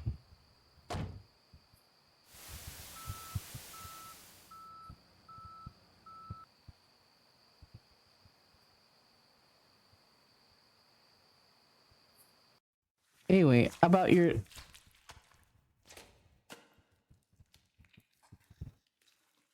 I thought that was going to be it.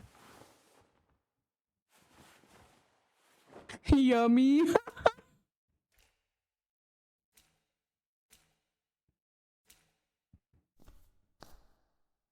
I wish that was crude oil.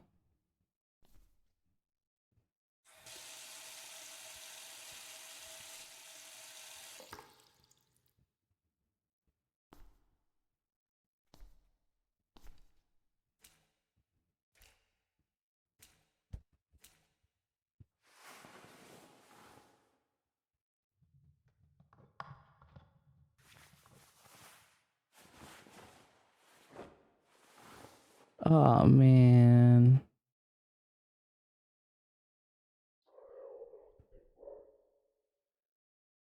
Oh no, come on.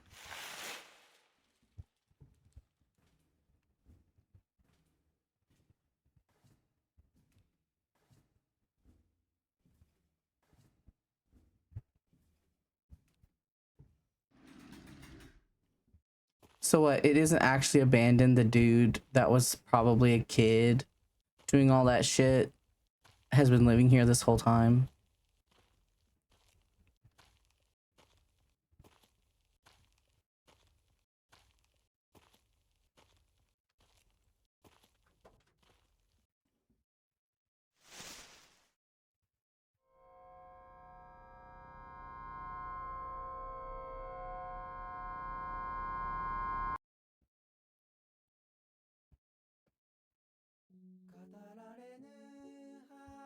Damn. Well, I hated that. Hated that as in that was spooky. It did a good job with the whole like leaving the horror up to your imagination, like not actually having like jump scares as much and like just letting it be really unsettling and let the tension build that you kind of keep psyching yourself out. Damn. Yeah, anyway, about your celery pudding. Did you see this on the internet? Did you make this? Like, how, did you imagine this? What? How did that come to be?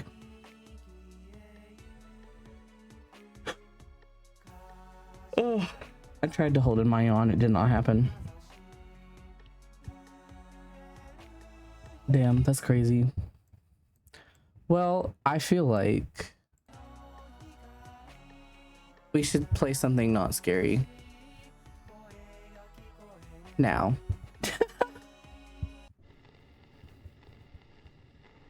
Oh god. Is there more?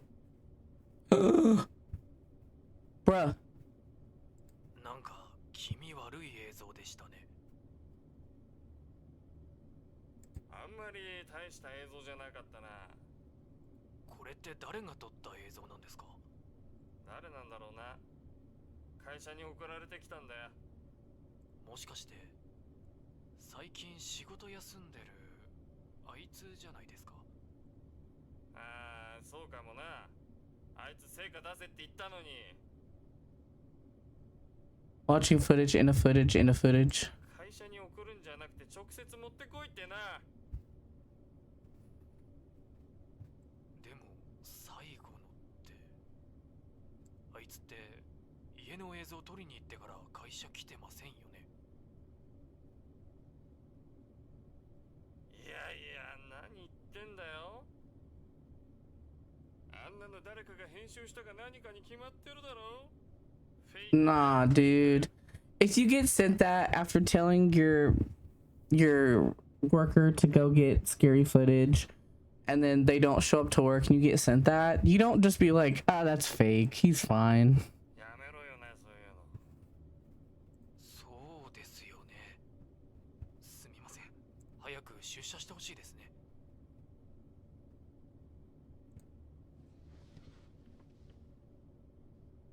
I don't think he's showing up to work. おう、次の企画考えるから早く戻ってこいよ。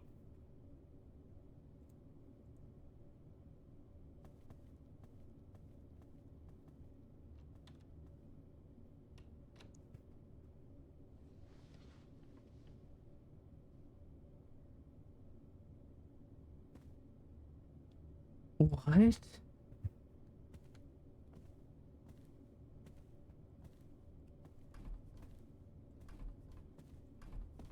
Why can I not leave?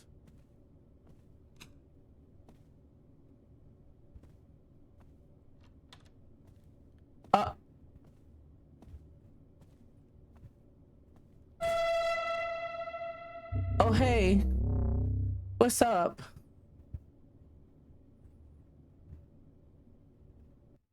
Jesus.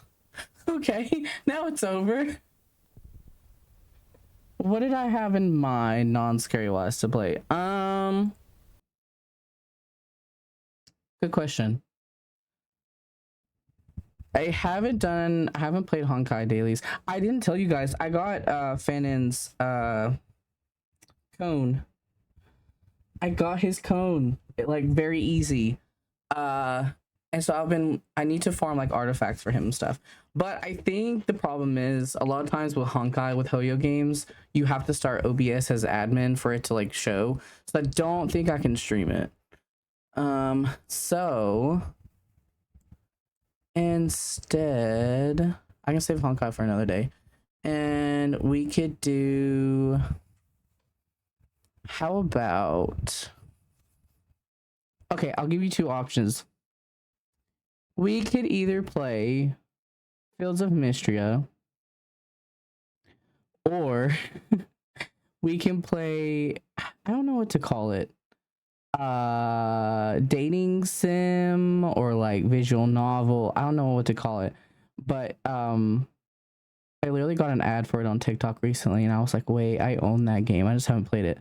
Stellifier. It's I guess a dating sim where you can date K-pop idols. You want to play that? You want to do that? Okay. Stellifier it is then. Yeah, I literally got an ad and I was like, oh, that looks like something I'd play. And it like showed me the title and I was like, I'm pretty sure I fucking own that. Like, I mean, TikTok, yeah, you're right. But you're too late. Okay. Let me change stream information.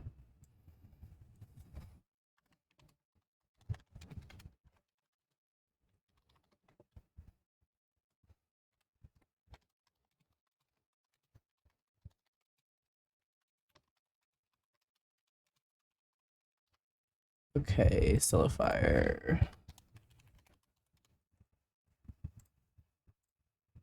There we go. Okay, game. This opening music sounds really familiar. It's probably just like a general, like, no copyright song. And I've probably heard it on other games because it sounds really familiar. Here's my game capture. There we go.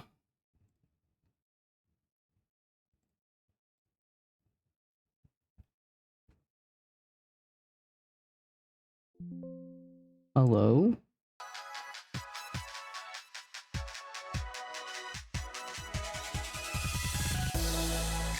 Hold on, sorry, that's probably really loud at the moment, actually.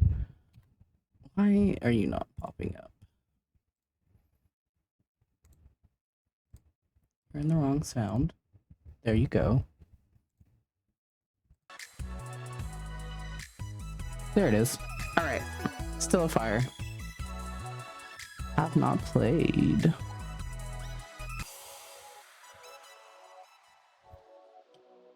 Date pretty idols?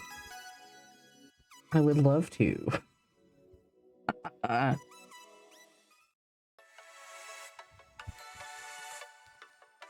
Boom.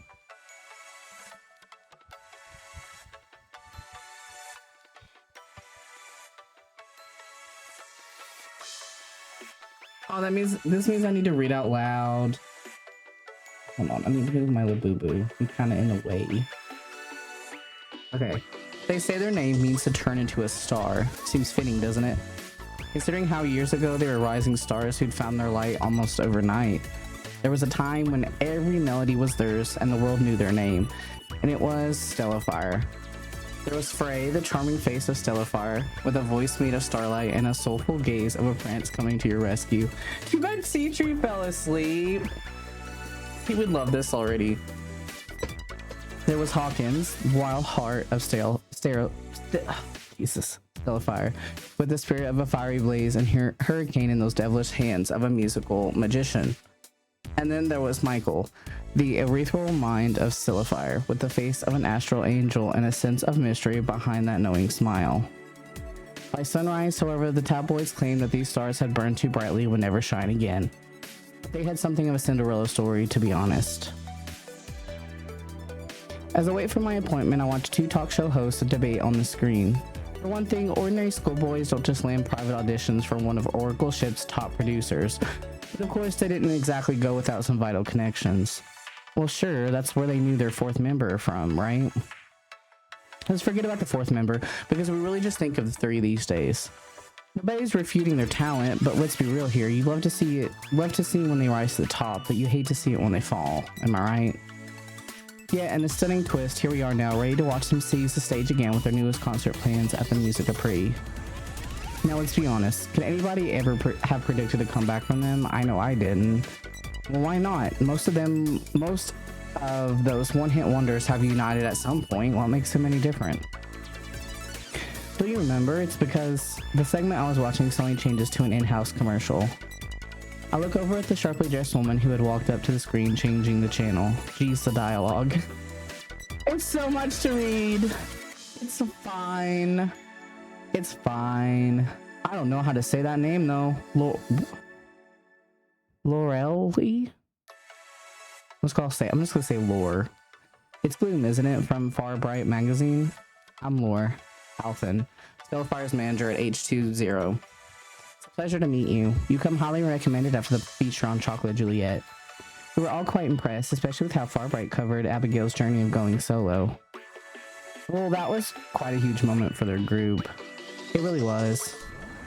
Abigail's been working hard on new material lately, while her sister Lee is co-leading Chocolate Juliet with some new members. People are definitely watching them, and I know the public is waiting to see what Stellifier is also going to be doing as well. If you ask me, I know Stellifier will be in good hands with you. I'm sure you've done your homework on us, so we might as well cut to the chase. Speaking of which, I believe they should be ready for you now. I stare out into the empty lobby, hoping I'll soon spot someone coming out one of these myriad of rooms. Instead, Lore walks ahead and points into the hall. You'll have to follow me. Now, before you meet them, we've got some ground rules to cover. First things first, you signed the contract, so I don't think I need to say more about our privacy policies. Not that I think you would break the NDA, but don't take it personally if Arden and I feel compelled to watch you like a hawk. As we agreed over the phone, we've given clearance for you to review their schedules. That said, we can't accommodate any last-minute interviews without prior scheduling, not unless one of them decides to go missing again. Lorelli? That's how I think it is too, but like that's kind of hard to get out. Lorelli. I guess I can do it. Lorelli. You know how I can't talk for shit. Alu. Give me Alu. Again. Like clockwork, we both stopped the sound of motorcycle roaring outside. I wait for Lorelli to lead us forward, but I can sense that she's resisting the urge to roll her eyes before she continues walking. Alley. That L-Y. Low alley. Low alley?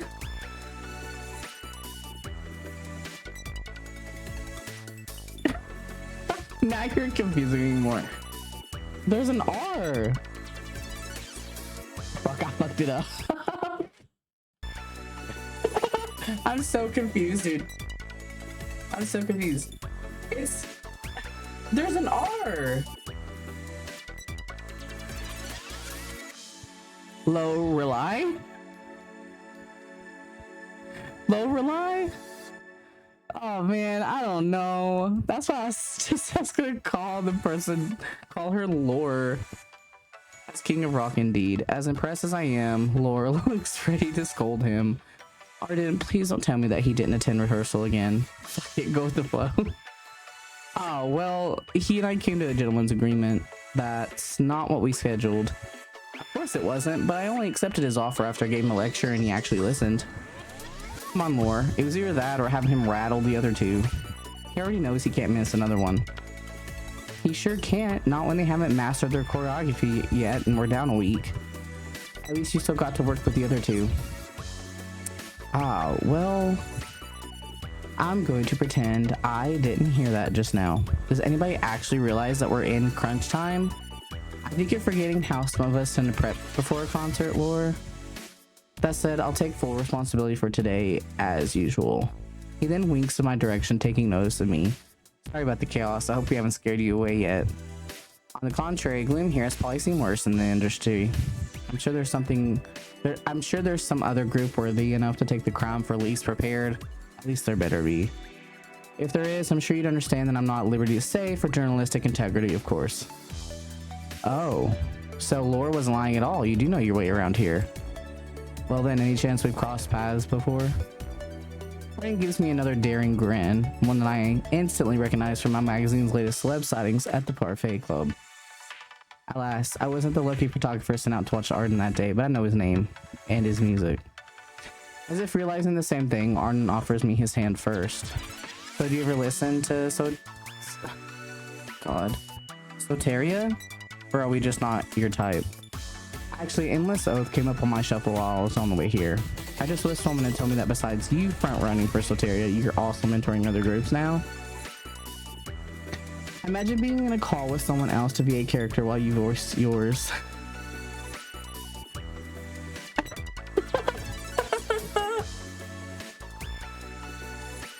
Please. Oh, I had to finish my mouth. No. I'm full of shit. I was gonna say Mountain Dew, but it's actually Gatorade. Just from the talking. And I'm not even doing voices. I'm not even doing voices for each character because I'm too embarrassed to do that shit. I would if I wasn't embarrassed, but imagine. One that I prefer doesn't take up more than just a sentence of your story. Arden exchanges glances with Lore. Let's leave it to Gloom to decide. As far as I'm aware, Pop Rap Magazine isn't a gossip column. It sure isn't, and we pride ourselves for it. So it sounds like I won't be having to corner you about that while you're here. As I'm sure you're aware, privacy is the most precious thing that management could provide for a group, that and a fair contract. Both of which do happen to be things we do our best to offer around here. Well, how did I say it? Soteria has no complaints here. Plus I know the office likes having me around, and I also know a certain trio who does too. You don't want to take a shower while you're reading the tutorial. That's the thing about these games, is the intros are always so long, and I'm like, just give me where I talk to the characters, but then you miss stuff, and I'm like, fuck. I know you hate being anything to them but the cool big brother, but that's not all they need right now. Quite frankly, the last thing we want to see is Gloom covering our label's tragic rise and fall after these three fumble the comeback of the century. Comeback of the century. Do you think it sounds too dramatic? Give me a week and I'll find a better headline for you. I'm liking you already. Maybe I should request you to write a piece on Soteria for our next single. I'm sure that's something you two can discuss later, but right now we're in dire need of some great press for these three. At least I know there's two of them taking it seriously in the practice room right now. Yeah. They're still at it from what it sounds like, even though I told them rehearsal was over for the day. See, Lore, they're actually taking things seriously. Yeah, don't smirk at me. You only get one smirk, and that's for after a successful concert. Fair enough. I'll see my best I told you so for next week. Well then, I'm sure Gloom wants to see what we've been dealing with. The two of them share another look as they lead me to the practice room. As soon as we arrive inside, I'm surrounded by a familiar melody. It's one that doesn't just take me back to moments ago in the lobby, but to a time when my own dreams of becoming a writer were new and bright. Let's spiral into stardust, and they'll never find us here, in a paradise of our own design with moons, rings, and tears. So here you are again, Stellifier. Frey, Hawkins, and Michael, all standing in the same order. Together they rehearse in a line, their movements effortlessly in sync, and their vocals melding into one another's. One by one, I can recognize them from their old routines, but something's different. Sure, they still sound like old Stellifier, as close to the way they used to be. But aside from how many years it's been, they've clearly been taking the rehearsals much more seriously than Lore had me expecting. Nobody can claim that some of those muscles on them simply grew overnight, and that also goes for those vocal skills. Lore comes to watch beside me as she remains just as silently in awe as I do.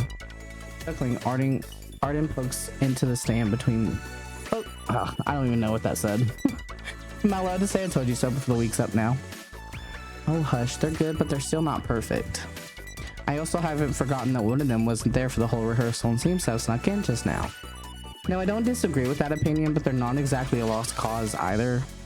I don't know how they could ever be a lost cause to begin with. They already come with more than just experience, so what more could they be missing? Just keep watching, Gloom. Maybe then you'll have your answer. My eyes continue to dart between three of them, yet they're all too focused to even notice us. It's not until the song ends that they finally come to a stop to catch their breath. Despite their exhaustion, they can't help but grin in surprise at each other. Before they can congratulate themselves, Laura interrupts with a single clap. Well, it seems we're getting somewhere, but let's talk about that later after your break. Right now, we've got some new business to go over. Snatching a towel, Hawkins is the first to break from the group. Before anything else, he catches my eye and shoots a grin. I wait for him to come this way, but he walks straight past us to snatch his water bottle and towel off the bench.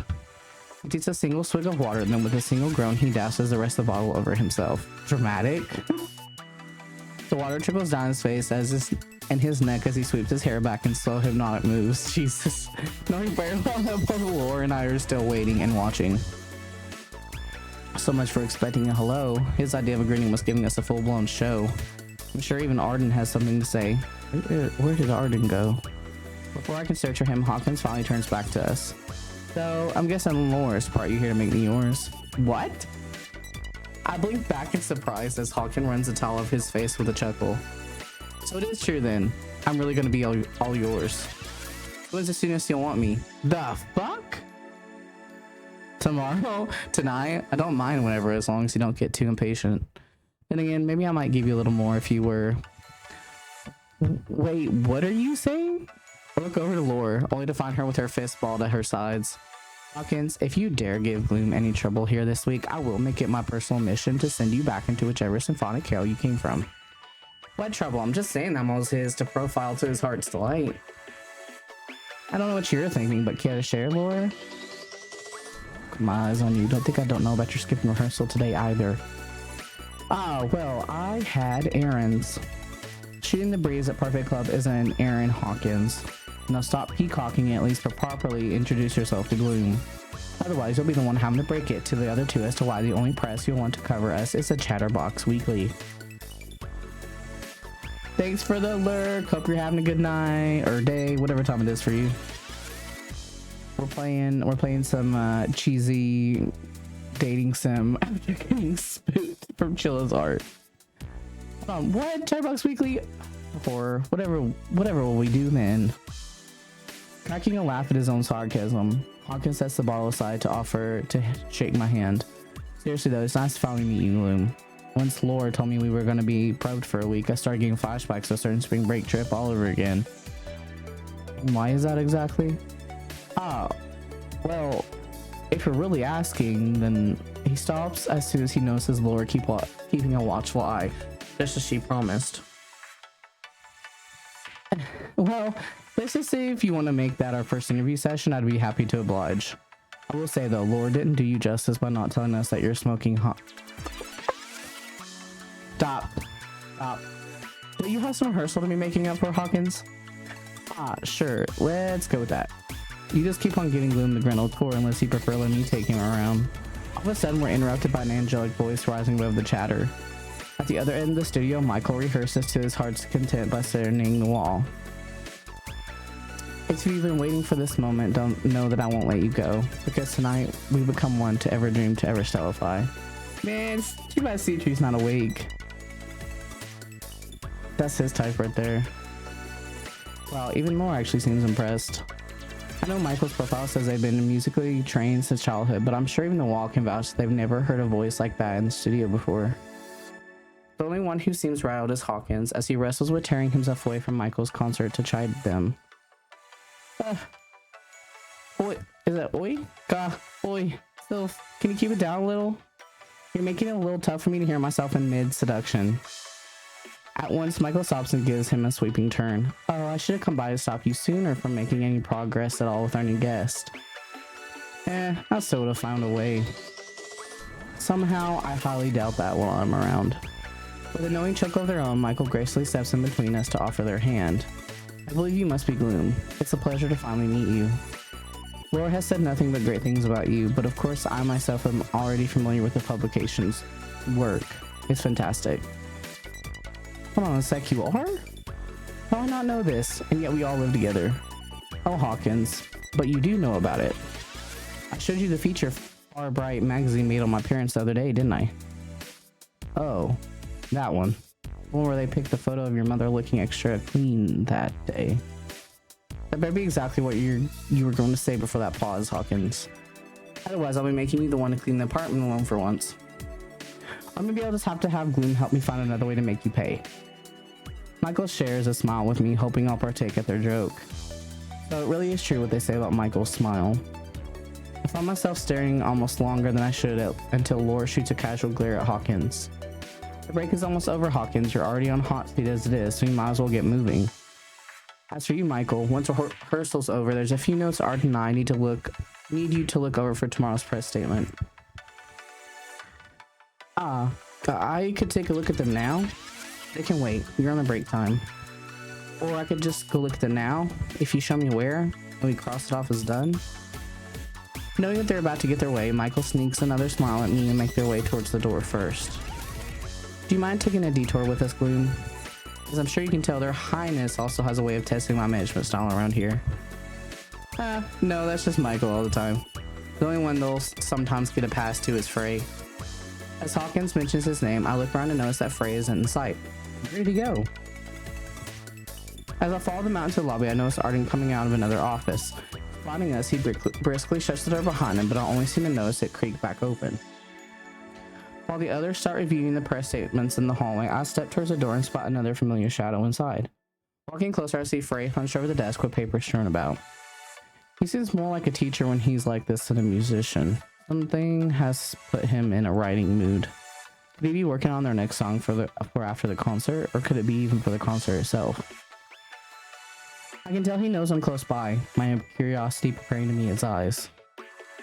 As I approach him, I see what he's working on, and they're not lyrics at all.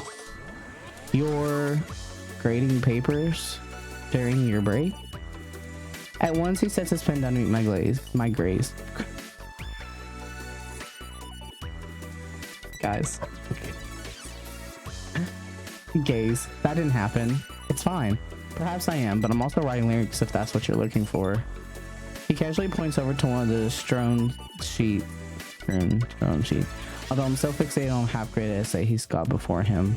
Wait, I thought that you thought what? That once it came out to the greatest Stellifier was coming back, that I quit my teaching career just like that? Okay, so I wasn't crazy remembering that I read you had become an English professor at Icon University after Stellifier disbanded. But what about your schedule? What about my schedule? As long as I'm keeping to what they want from me, I can still teach and grade between breaks.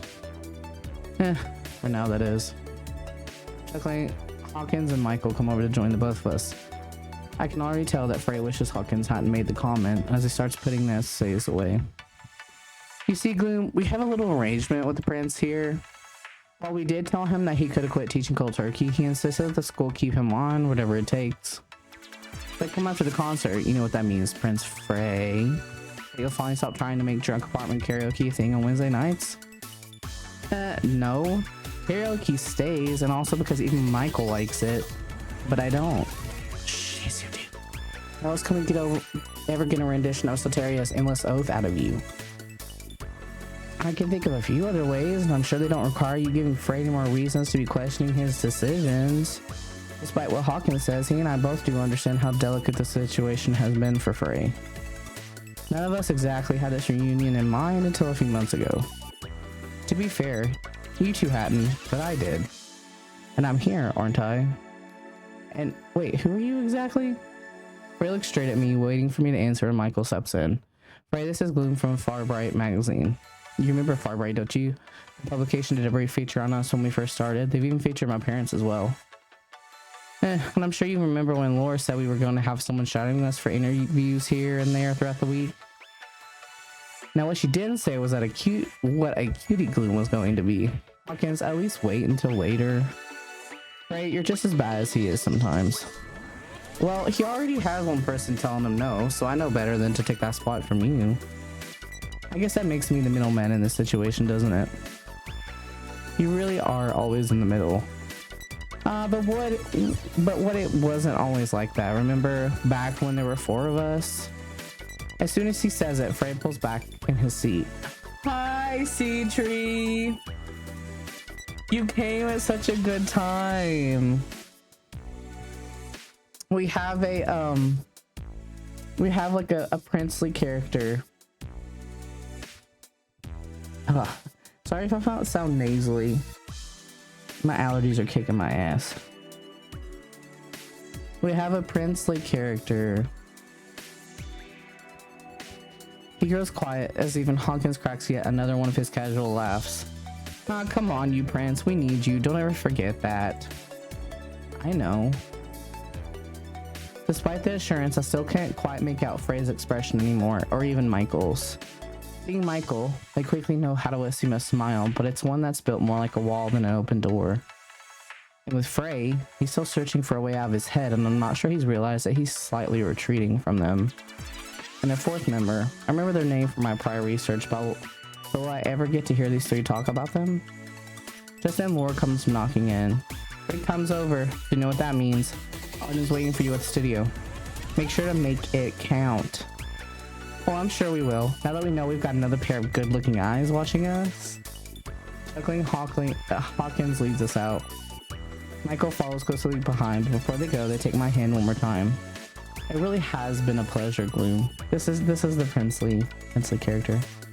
I look forward to getting to know your process, and then perhaps I'll show you mine.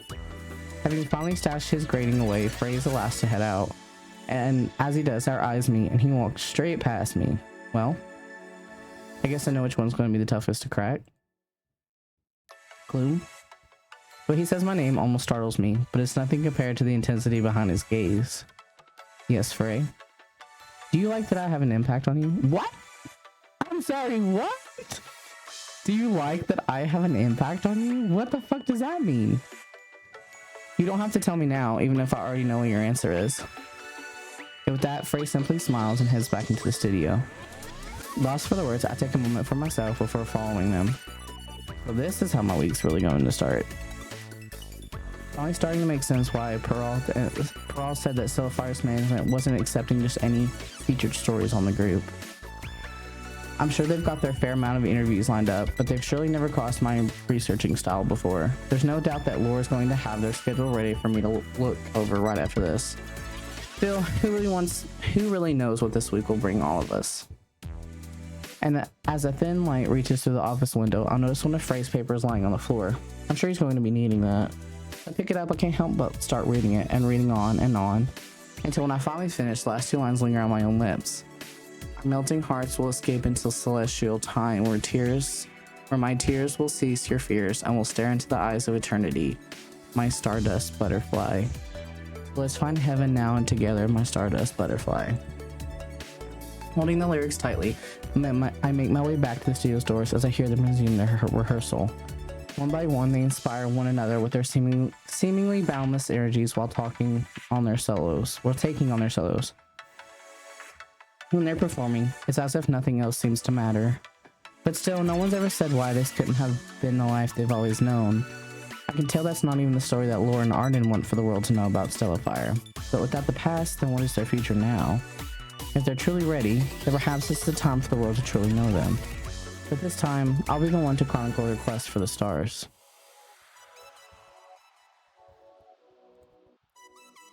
Oh. Can I interact with the posts? No.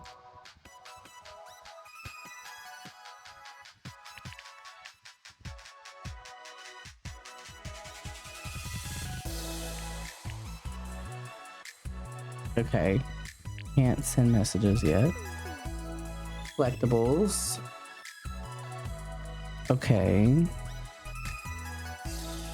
Decoration. Oh, I see. Okay.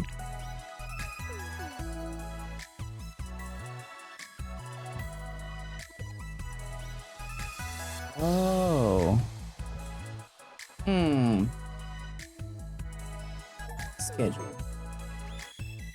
Okay, so I want to interview him. Then what do I want to do at night?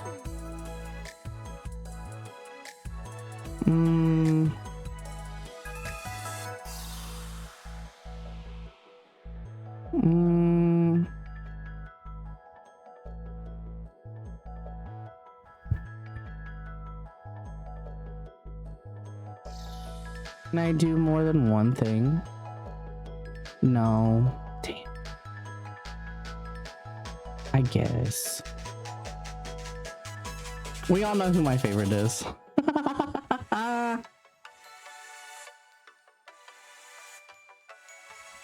Finally, I'm almost to H20 offices. Laura has scheduled time for me to interview Hawkins, who should already be there by now. But with today's morning check-in having run a little later than usual, I hope I'm not late. Racing down the block, I'm just about to end the office doors when out of nowhere, my motorcycle goes off beside me with a shattering roar. Stars. Without realizing it, I brace myself, my bag tucked tightly under my arm, until all of a sudden a familiar cackle rings out. Now that's a phrase I've never gotten out of somebody before.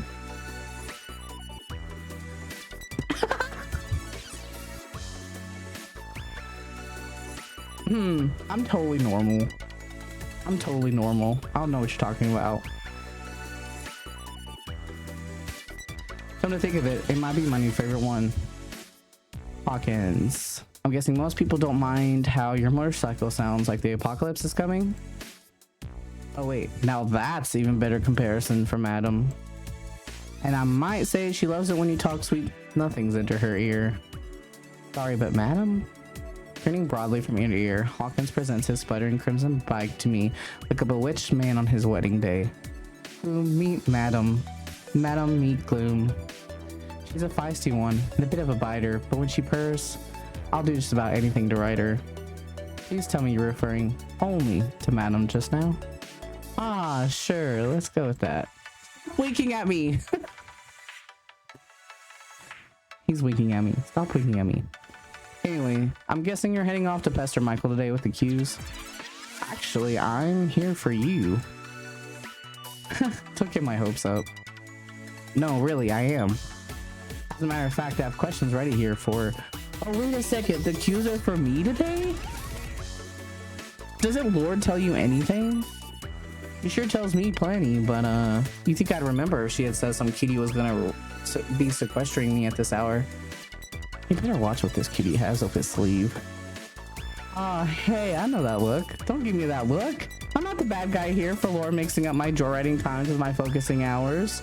Like I said, you could always go see Michael if Michael has time to play with you. And heaven knows they need the playtime. Unless, without warning, is he gonna... Yeah! I was like, as soon as he showed up on his motorcycle, I was like, he's gonna give me a helmet, right? We're gonna ride on his motorcycle, right? Right? Like, that's what's happening, right? To my surprise, I managed to catch it as he taunts me with another charming laugh. You up for a ride? Hell yeah, I am! And with the peak helmet. What did I get? Green? I like green.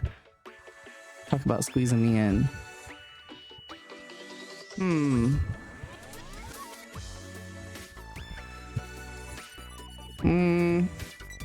Cleared out the helmet. I keep waiting for Hawkins to drop the act.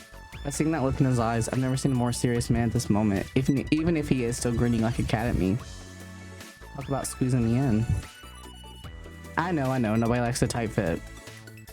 Then again, be lying if I didn't say there are some exceptions. That said, do you ever think this might be one right now? Because if you get on this bike, it really is a win-win for the both of us. A mutual handy, as some would say. Jesus! And here I thought this was just your way of trying to get me to grasp your hip just to squeeze a one-word answer out of you. As I said, it's a mutual win. That, and you basically outlined one of the best reasons for having a motorcycle in the first place. Except you can always just opt to hold my waist instead. No need for hip squeezing until after the first date. This motherfucker. Slipping on his helmet, Hawkins lets Madam finish her sputtering before hopping on. Come on, Gloom. Your ride's awaiting.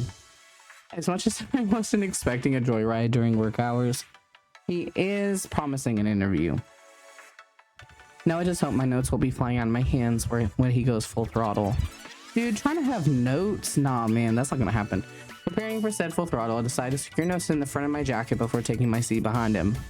And once he takes hold of my hands, I smoothly guides them around his waist, pressing just below his leather riding jacket. Son of a bitch! Feeling secure and snuggly now? I'm feeling something, that's for sure. So am I. Which is why we better get rolling. Keeping a hand over mine, Hawkins sets Madam off at full speed down the block with a battle cry. Now this is what I call a world-class ride. Taking hold, Hawkins lunges on the pedal as we make our way past the sea of droning skyscrapers and quaint streets in the need of a sudden thrill. Lucky for them, it looks like they're finally getting one. Oh god, he's riding like we're the only ones on the road. Hawkins, there's a speed limit here for a reason. Oh, there sure is. The thing is, you're gonna have to give me a reason to slow down. For instance, you got a question for me yet? Holding on tight, I fight past the wind, thrashing out my hair to catch a peek at my notes. At this rate, if I pull them out anymore, they're just gonna blow away. In that case, let's wing it.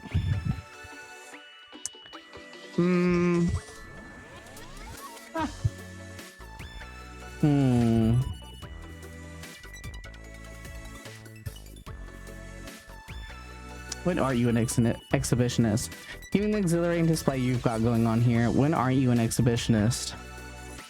Who said I only had to be one while on stage?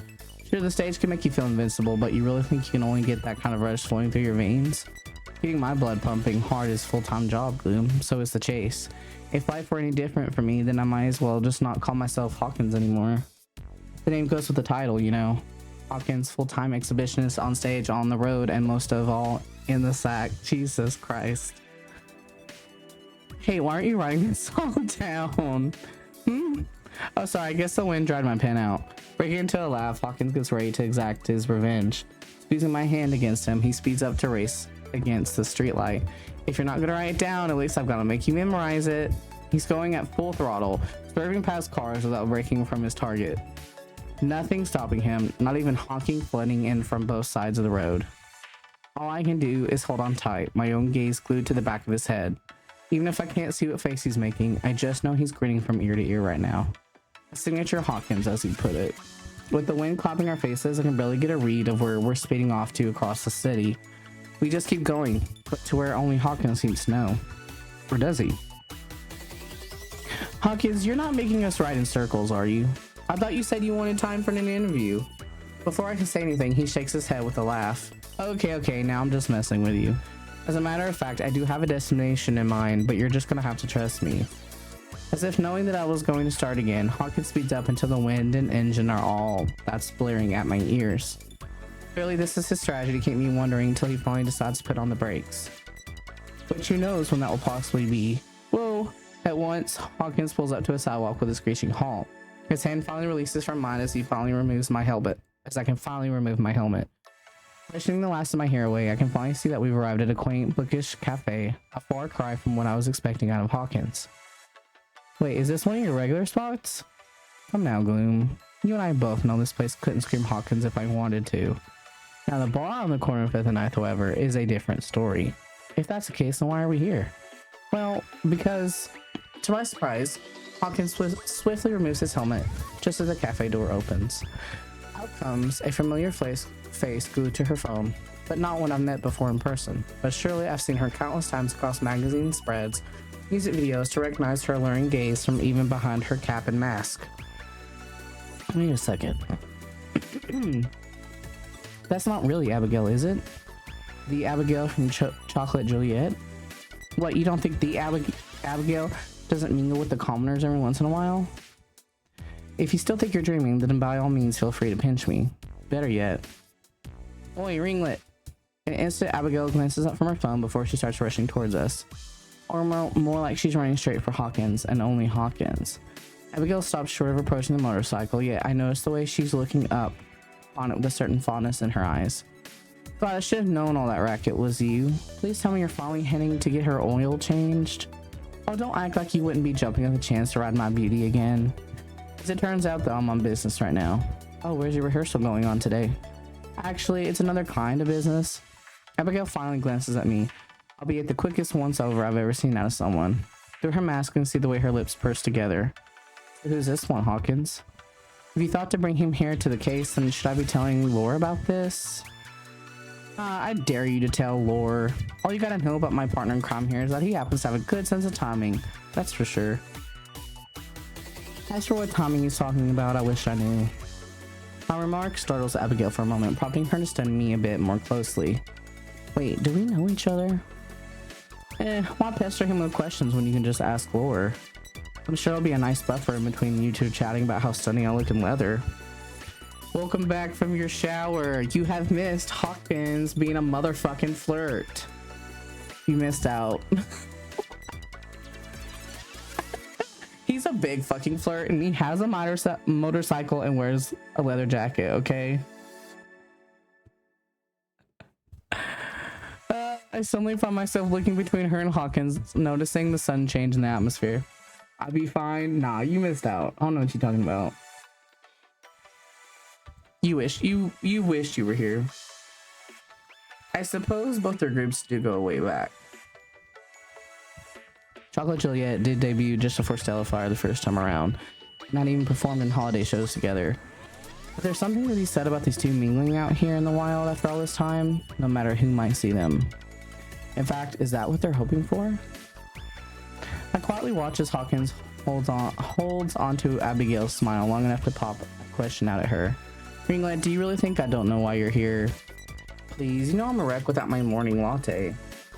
If that were true, then you'd be getting your fix on the spot on 7th like usual until just last week. Mantel's right on the money this time. Are you sure this doesn't have anything to do with this being a certain prince's favorite spot?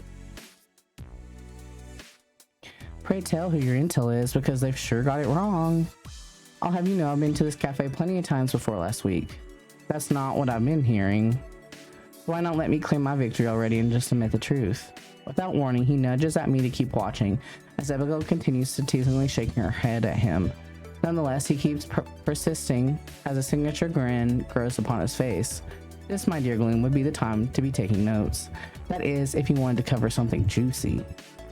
Wait a second, what do you mean by cover? Before anything, Hawkins rolls his eyes towards another familiar face strolling by in a mask and sunglasses. Not only does Abigail perk up, but the three of us watching as Frey finally goes dead in his tracks once he realizes he has an audience. So Abigail has a crush on Frey and is going to the cafe that he goes to. Unable to contain his laughter, Hawkins breaks the ice with a wave. Morning, Prince. Thought you wouldn't see me till later, didn't you? Should I be worried that I am? You're not about to tell me that Laura wants us at the studio now, are you? No, you're good on time. I was just letting Gloom in on some one-on-one time with yours truly. And well, you know, giving him some noteworthy material. Hawkins couldn't resist giving Abigail a look. Finding a glare, she tries to back away from the motorcycle, waiting for Frey to spot her. Yet to her shock, he strides past her and stops in front of me. Hey, Hawkins, please tell me you at least let Gloom Michael's helmet. Because if you gave him yours, then so help me God. Relax, I know how to play it safe. You of all people should know that. You're damn right I know enough, which is why I'm even asking in the first place. Before I know it, Frey is offering me his hand to help me get off the bike. Come on, Gloom, I'll drive you back instead. Are they fighting over me? From the corner of my eye, I notice Abigail takes another step towards him. Oh man, you know she's gotta be pissed right now. For a split second, she tries to catch Hawkins' gaze. He's already got a hand on my lap trying to keep Frey at bay. Hey now, Gloom still has some questions for me. I'm not about to cut our interview short. I'm pretty sure he can ask you whatever's left once we're back at the studio. Right, listen to me. I'll take Gloom back. Meanwhile, you should go get your coffee. Preferably uninterrupted. At first, Gray gives him a quizzical look until his gaze finally falls onto Abigail, who for the past minute has been debating on whether to stay or make her escape. Did Frey really not notice her until now? Squinting, Frey greets her with a cordial nod, the kind reserved for strangers and exes. Oh, are they exes? Hey. Frey, I thought we were past saying hi like strangers. Oh, they're totally exes. Okay then, how does good morning sound? I just didn't realize you came this far out here for coffee unless you're working nearby today. Actually, Suddenly she looks over to me before noticing Hawkins gleaming like a cat on his bike. You know, I think I'm already late. Let's catch up later sometime, Frey. Coffee on me? Only if neither of us are busy. Abigail thinks it over for a moment. Yet she parks before any of us can get a good look at her expression. Not that I need to see her face, no, she might be rethinking her morning coffee routine right now. When she's disappeared down the block, Hawkins gets ready to slip his helmet back on. So tell me, Frey, what do you think's worse? Having a student find your favorite spot, or Abigail? Please don't start. Talk about irony. If only she knew why you drove all this way for a latte. Never bet she ever tries to claim the Parfait Club, but at least the owners and I go way back. Makes you wonder if I should start buddying up with the cafe owner here to let you sip your lattes in peace. Really, it's fine. She can come this way if she wants, but before losing himself in thought, Frey turns back to me. Are you sure you don't want me to drive you back, Bloom? Okay, now I already told you I've got it covered. I'll bring him back safe and sound to the studio. So you'll actually stop for red lights? I need you to swear to me, Hawkins. It's bad enough that I'm always late to offering Michael a ride back instead of taking the death trap of yours. Oh, come on, you know you love my death trap. But if it makes you feel better, I'll do what I must to bring our dear reporter back in one piece. Although in 2 pieces should still be acceptable. 1 piece, Hawkins. 1 piece. Fine, you have my word. Well, I'll be seeing you then. While nodding back, it wasn't enough to stop Frey from checking the bike over one more time as I slipped my helmet back on. As Hawkins revs up the engine, Frey leans into my ear with a whisper. Promise me you'll tell me if he goes above the speed limit. I look upon his face. My first instinct is to assure him however I can. I'll have my report waiting for you later, okay? Perfect. They're also flirty. Stop. With that, he steps aside as the bike starts moving, and in the blink of an eye, we're back chasing the cityscape. As soon as we're out of range, Hawkins is quick to gain speed. Only this time, I notice his boots twitching against the brakes. So, do you know how to follow the rules? Oh, so you do know how to follow the rules, is what I said. Every now and then, I can be a reasonable man. I only went at the speed of light for you earlier because you seemed in dire need of a morning thrill. And you thought that thrill would include exposing that the former leader of Chocolate Juliet has been lurking around for Frey? That was just a bonus revelation. I've got to admit though, it sounds like you picked it up much faster than Prince did. Then again, he was rather fast in trying to get you out of my clutches. He's practically trying to scale up to rescue you from that tower, huh? My tower.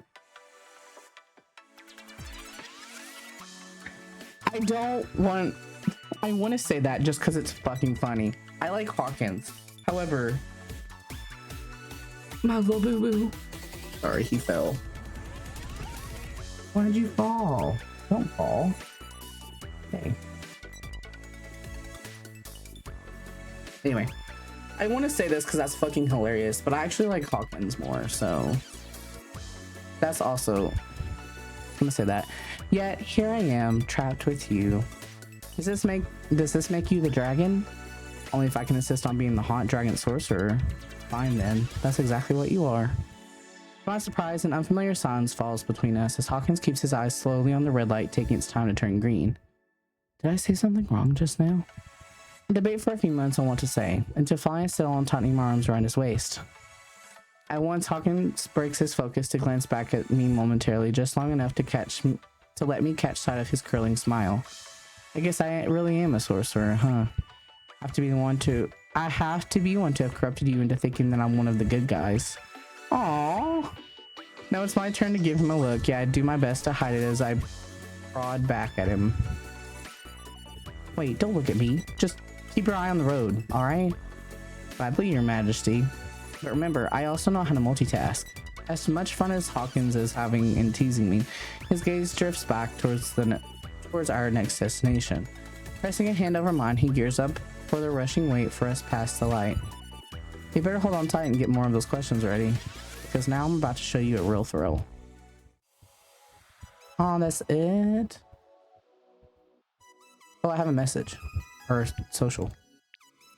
Do I? What? Clickogram. Hey! I'd love to be his helmet. I'll be your backpack. Nah, I'm his backpack.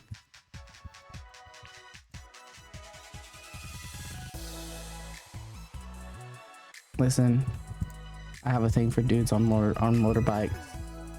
I can't help it. It's a problem. Keeping up with today's schedule, Stellifier is currently dry running through their rehearsals. While this empty arena is a husk of what it will be for the big night, the music is still bumping across the walls. I think I almost missed the chance of getting to come watch them. Wait, what? How did I almost miss it? Luckily I was able to rework my schedule just for this. Oh. Much to even their surprise, Arden is also here filling in for a role in the dance instructor. How much more often Arden has been working with them lately One would think he is their official instructor. Dance instructor, vocal coach, idol extraordinaire. Most of all, he seems to be Stellifier's greatest fan and ally. Keep it going, everybody. When the music break starts, you still want to be singing those lyrics with your moves. Don't be afraid to lose it a little. Pumpkin tries to take the center stage for the group spin, putting everything he has into the hip thrust of the century. You mean like this? Not if you're gonna throw off the timing. Now get onto the beat. I have to keep one eye on stage while trying to jot down any notes. They're moving so fast, and they still have a few more songs to run through from their set list. So far, nobody can refute that they know how to dance, but I can tell that Arden still isn't quite happy with them. What is that though? Ugh, come on now. You're just a smidge off, and I can see it. You know everybody else can. Don't you think you might be the only one to notice? Don't underestimate the power of the Clippers. Believe me, they'll notice. Sorry, Hawkins, but Michael's got the point. You can probably get away with saying you felt the notes a little too much, but you're better off staying on beat to look like you remember that you're in a trio. It'd be like me pretending the rest of Soteria doesn't exist, and I'd be nothing without Aster and Column. Alright then, let's do that again. I watch as the three of them take their positions and their music starts again. So far so good. They all seem to be focused as they make their way to the first chorus. It's always magical once they coordinate their drums with that note. Chuckling Arden pops into my view. What are you doing all the way out here for? Oh, I was just trying to stay out of the way. I'm not in the way now, am I? Actually, I don't think you're enough in the way. Grinning, he turns to the trio, who are trying their best to keep their focus on the stage while also watching us from the corner of their eyes. Come with me, Gloom. I've got an idea. Are you taking me on stage? Don't worry, you'll be helping. Now you three, good work. But we're gonna want to start from the top again. What did we do wrong this time?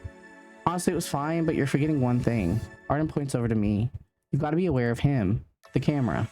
So I'm the camera? Arden what? You three need to be just as aware of the camera as the rest of the stage, so might as well. Not wasting time, Arden starts leading me towards the front of the stage. So what you'll want to do is move into the stage and try to follow along the side of it as well. We need to know how to make eye contact with you right on the spot. I'm pretty sure most of us remember how it goes, Arden. Hawkins, don't push him.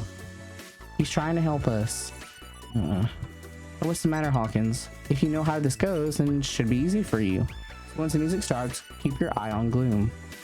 As soon as he says that, all three pairs of eyes fall straight on me before I'm even ready for them. They're all so intense already. Music starting. Gloom, get ready to slowly walk in. Hearing the music, I wait for the familiar intro. The three of them at once start moving, their eyes laser focused to the audience. I'm almost afraid of taking a step. But if they really know how it goes, they shouldn't be phased at all. Go on, Gloom. Really, there's no need to be afraid of those three. With the beat taking over, I spot a path between the three of them to start with. At once they move just enough to let me through without as much as a flinch. As it goes to Michael's solo, I pretend to swerve towards them. Without missing a beat, they capture my gaze and theirs. We are connected through starry threads of fate, searching for our heart's desires as one. While Michael's voice carries on to me, it's not the sole thing I'm focused on. They're coming this way towards me, enticing me. Well, they should be enticing the camera. Keeping my composure, I get ready to swerve over to capture Hawkins next. And before I fully turn around, he's already circling me as his voice drips with passion. Can you hear the echoes of the mirror breaking? Setting your soul free back to me. I almost forgot that those were the lyrics just now. Hawkins keeps circling me, his grin only growing as he draws in closer. Hey, stick to the routine, Hawkins. When they say to make love to the camera, they don't mean it seriously. I know. Probably no cameras as cute as this one. With a wink, he returns back to his routine as I follow along with mine. Now that just leaves. I spot Frey as he joins the others for the dance break. Of the three, he seems the most focused. Unless she's just been trying all this time to avoid me on purpose. I decide to test my theory by taking a step towards him. Like clockwork, he merely glances over before turning his head away to let the music overtake him. So he is avoiding the camera. Moving back to his side, Frey would rather spin past me than to give me any more than that single glance. Seeing my chance, however, I sidestep towards the edge of the stage, and just the right angle to watch his profile as he moves. Finally, when he can't withstand it any longer, he looks to his left. His eyes almost go wide. Instead of a side eye, I'm getting the whole platter of a gaze now. His eyes focus onto me, never breaking as he prepares for that final pose. That distant look from before is taking a new life as he beckons me closer. Close enough to see the traces of a smirk growing along his face. Our heart beats together under one sky. Where's our everlasting dream? Once the song ends, both me and Arden are left speechless. For different reasons, I'm sure. Well, ta-da or nah. Well, it's fine, but what? It's just fine. You're doing everything correctly, but somehow the three of you still look like you've been plucked from streets and brought together here to do the same dance. There's just not enough synergy yet. Synergy. And that's a word I haven't heard in a long time. It should be the key ingredient to what's going on here. Listen, you know how to dance and sing. No one's been disputing the fact even after all these years. But for someone to watch you three and know you're the real deal, there's got to be unity. I feel as though I shouldn't be explaining this to you three, though. I don't know what more we need to do for that. Hell, we've even got for actually landing the slide on that dance break like a pro. That's the thing. What thing, Arden?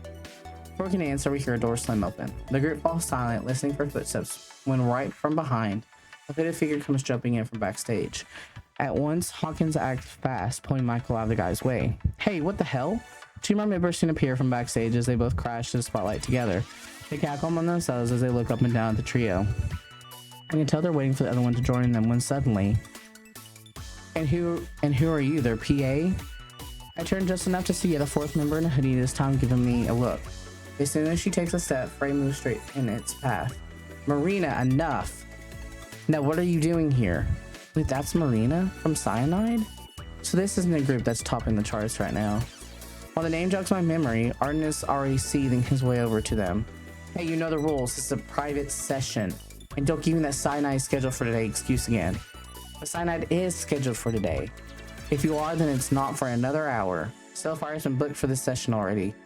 That's not what they told us. Pulling her hoodie back, Marina runs a hand through her locks. She then shares a chuckle with her friends before eyeing us again. What, they didn't tell you they switched up the schedule?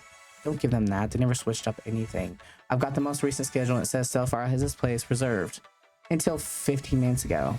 Meaning that you're all intruding on our rehearsal time. And I don't think our management will love hearing about that. You might even want to get the rest of Oracle on it. Another silence fills the room as Arden immediately pulls out his phone. Well, we'll see about that. Stay put, you three. I'll see what this is about. As Arden steps aside, the trio and I stay on the sidelines as far as we can from Cyanide. Meanwhile, Cyanide is already enjoying their victory by prancing around the front of the stage.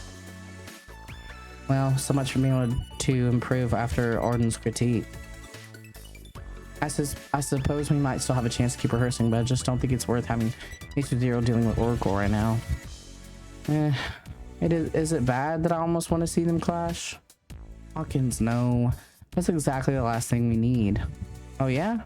So you just want to let these kids hijack the stage? Right, can't you at least tell your student to chill? I'm not about to start something off school grounds. Are you sure?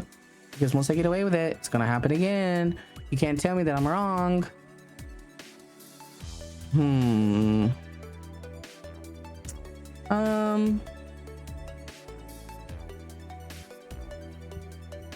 Damn. I mean, I hate the shit that's always like, be the bigger person. Like, why do I always have to be the bigger person? But if you do something, it could look badly upon them. Can I save? Can I save?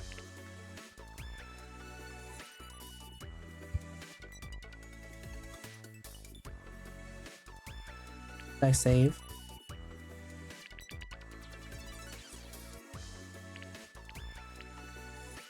It doesn't show a thumbnail, but it is the time. They need to listen and respect. To be fair, they do need to listen and respect. You can't tell me that they didn't tell them that they'd be taking over for your slot. I'm sure that they must have been the appeal for them. That said, they're not the ones who make the changes happen. So this happens often.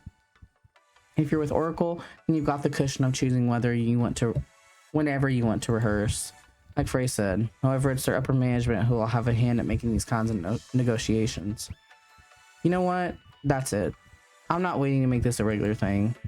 As Hawkins gets up, both Michael and Frey immediately start running after him. Despite their efforts, Hawkins doesn't waste time pointing straight at Marina first. Hey, who do you think you are coming over here and crashing our slot? You don't get to come here until we're done. You got that? To his horror, Marina barely passes him a glance as her crew whispers all around us. Don't know why you're so mad about not being able to read a schedule. Maybe it's the time you got some glasses.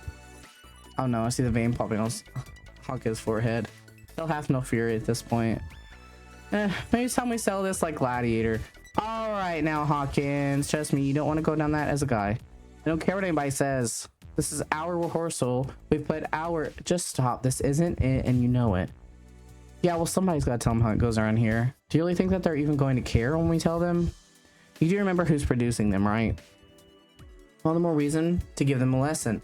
So he'll have to answer to us. As much effort as you're putting into this, that's surely not what's going to happen. Now come along. Frey's got a good reason to keep you on a leash after this.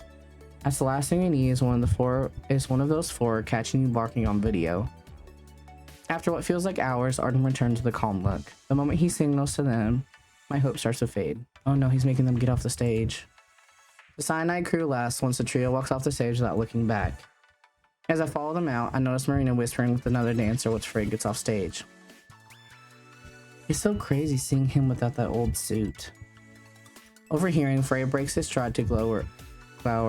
I didn't see what it said. Instead of flinching, Marina offers him back a smirk. Good to see you too, Professor. Guess you didn't have a lot of grading to do today, huh? Now when certain students still bother checking in after sending them their assignments. Marina's smile fades at once. It's funny you mentioned that because I was telling our producer about your class the other day. He said you sound like you haven't changed, whatever that means. Now it's Frey who stopped smiling. Sounds like Chris hasn't changed at all either. Honestly, that tracks. With that, he finally storms off the stage and even straight past us. To my surprise, not even Arden stops him as we keep shuffling out. Looking back, the Cyanide crew has already started blocking off the rehearsal. Meanwhile, I can't help but think back moments ago when Stellifier had been doing the same thing.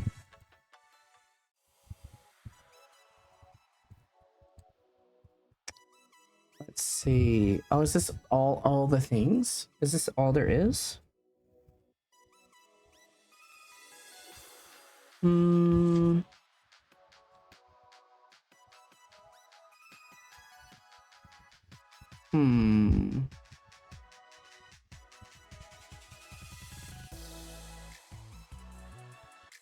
Well, we gotta do this, first of all.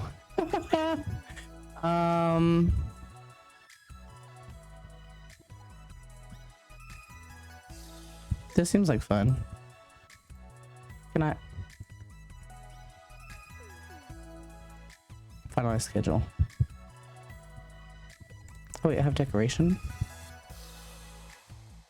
Ah, gotcha. I was sitting nearby while Hawkins and Michael pour through the racks. What was it?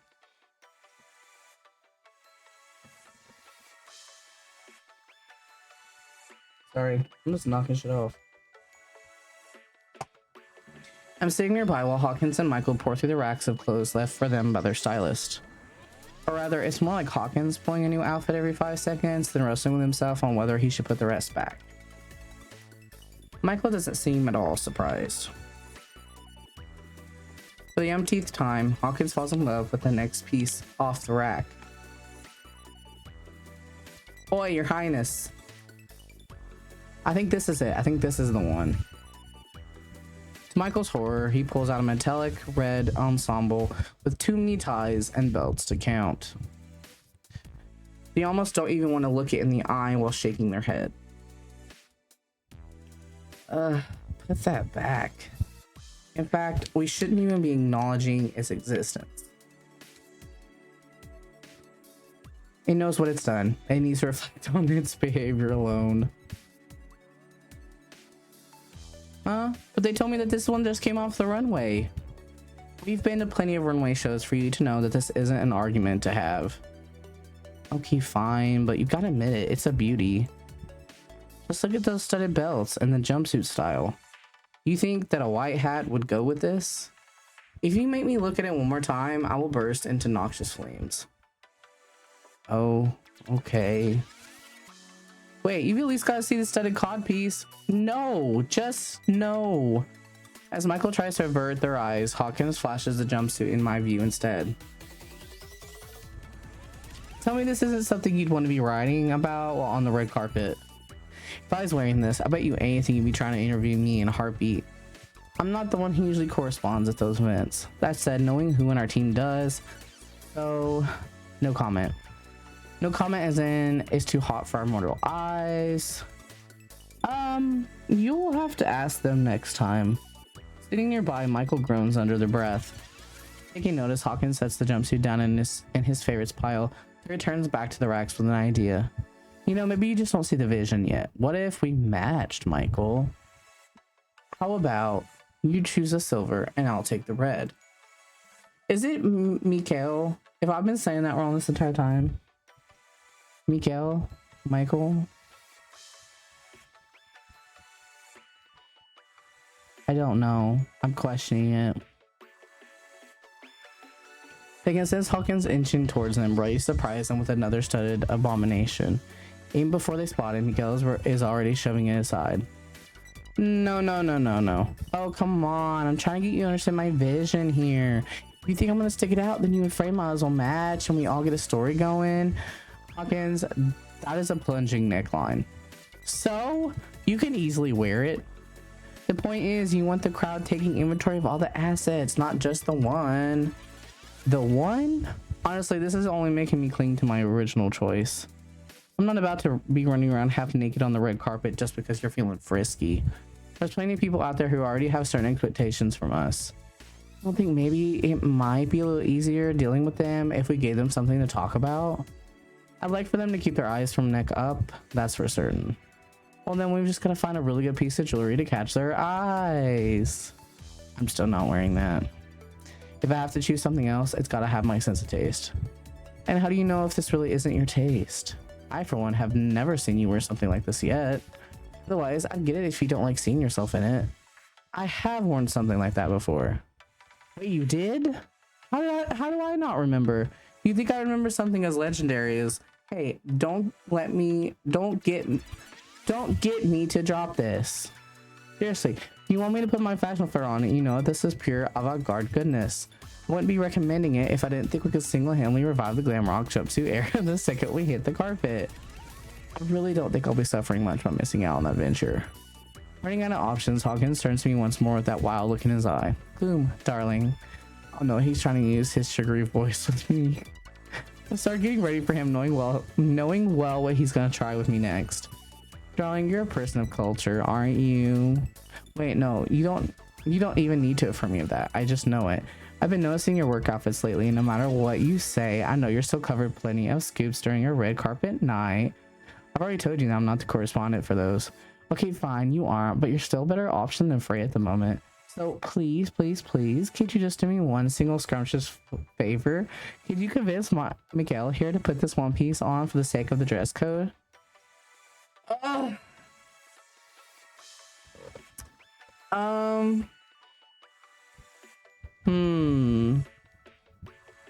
They look so glorious in it. Does the dress code call for open abs? We already have one of you, Hawkins. I tried to take a second look at the outfit, but much like Mikael, found myself looking away at once. My gaze then falls over to the metallic red one on the favorites pile. Honestly, we already have one of you, Hawkins. I don't see the need to have Mikael copying your style when you each have your own. My gods, thank you. That's exactly what I've been trying to tell this man this whole time.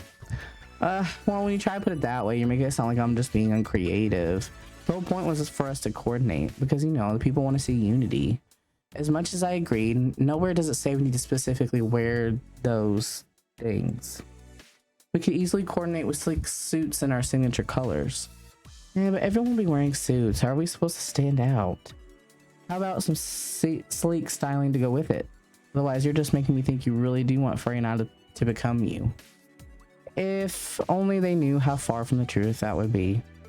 Maybe you could say that for yourself, but I don't know about Frey. You know why. Ah, well, that's Frey. When it comes to you, the press already expects you to be provocative, not us. That's been your contribution to the red carpet, so why try making us steal your thunder? How could you say that when I... Oh, wait, hold on. Hold on. I've got this brilliant idea. Just brilliant idea. What if we had you starting out with these covered up suits and slowly you start showing a little more? First some more neck, then maybe some elbows, collarbone, hips, until we finally get into abs, midriff, see-throughs. It'd be like a whole campaign designed to tease people into seeing what your highness will show off next. You mean like a teaser? Oh, that's a perfect name for it. I think it's genius what we're coming up with. Don't you think so, Gloom? I'm gonna give it a run for anybody's marketing. Takes me a moment to realize that he's actually being serious. Well, as long as Miguel is willing, I'll settle for being allowed to wear a suit now and deal with the rest later. Don't think this means I'm throwing away the whole tally yet, Hawkins. You know me, I like it when you keep me on my toes. As much as I really want to go with a metallic red for myself, I thought they brought us more racks than these. Are they not in the other office room? Oh, is that where they are? I should go see what else they've got in there. Setting his pile aside, Hawkins ventures off in search of those other racks. As soon as he's out of sight, Michael pulls out their phone. Mikael, I can't decide. Would you excuse me for a moment? I just need to check up on something. I'll be here. I should be quick then. Taking their leave, I watch as they enter an open office at the opposite hall. With both of them away, I decide to keep myself busy reviewing notes from today. A few minutes later, Hawkins returns with two new outfits under his arm. Hey, so found these for us? Where's Mikael? They said they'd be back shortly. Oh, did they now? Dropping everything, Hawkins storms down the hall with an annoyed look on his face. I think Hawkins just found Mikael. Why does Hawkins sound upset? Hear muffled voice as I set my notes down and try to listen closely. So what now? Now what does he want? That's not what the conversation was about. Sure. Just remember, he knows what he's doing by calling it this hour. And here I thought you did too. Oh please, you know it's not like that. For your information, I do filter his messages, but you still read them, Mikael goes silent, leaving Hawkins to let out a jaded sigh. Just, you know what I'm going to say. And you know why I say it in the first place, right? I do, but I can assure you that I don't need to hear it. Sure, we'll see about that, but just whatever. With another strained sigh, Hawkins marches off the other way. Oh, he's angry for sure. A few months ago, they were goofing off as friends. Now they sound even colder than strangers, all because of a phone. Takes Mikael a few minutes to return first, albeit even more low-key than before. They give me a smile and it's a far cry from assuring me that everything's perfect. Sorry for taking longer than I thought. Every time I think it's gonna be a quick thing, their voice shuts off as they take one last scroll through their phone. Something is definitely not right anymore. Now I just wish I knew why.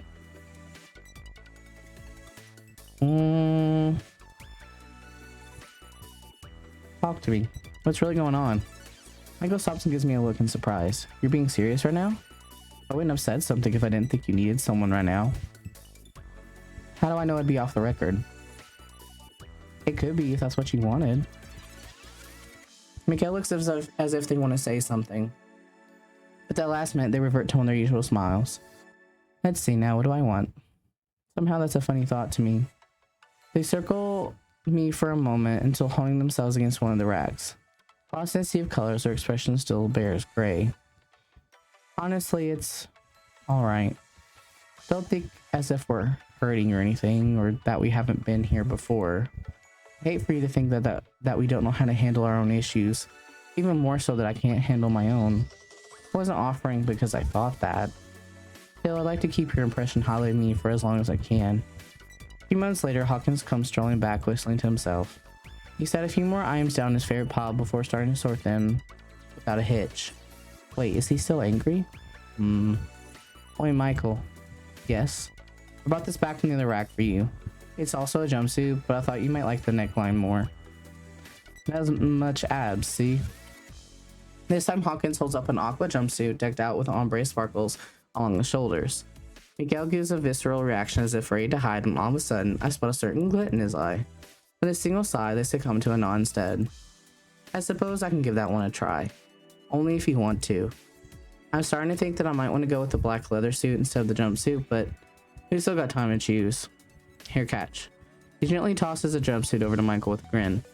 Michael not only catches it, but gives him the same smile back. Is this their way of making up, or are they just doing this because I'm here? For some reason, if it were anybody else, I think I'd be thinking the latter.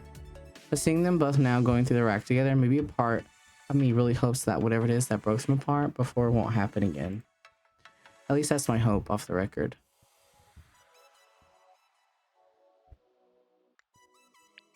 Oh, we have a message. Hi. Are you perhaps free at this moment? My hands are a bit full with returning all the outfits Hawkins had selected for me, and I could use some help.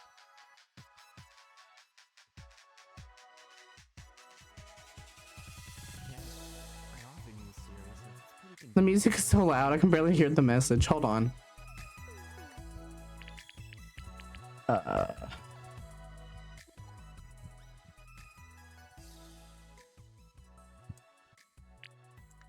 Hopefully that's better. Okay. Hi. Are you perhaps free at this moment? My hands are a bit full with returning all the outfits Hawkins had selected for me, and I could use some help. Yes, I didn't think there was gonna be voiced. since it's pretty convenient for sending messages or taking notes for me when I'm tied up. Anyways, would you be interested in helping?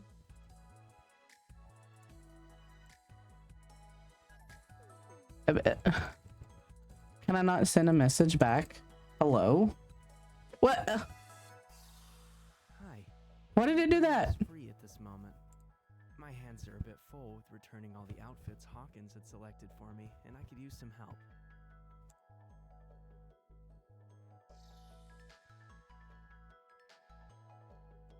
Yes, I often use Siri since it's pretty convenient for sending messages or taking notes for me when I'm tied up. Anyways, would you be interested in helping? I was gonna say.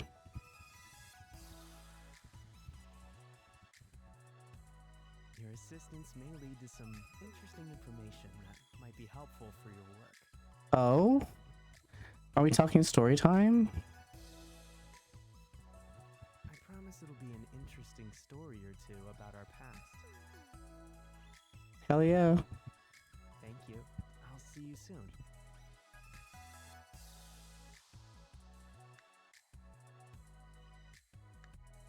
Collectibles. What'd I get?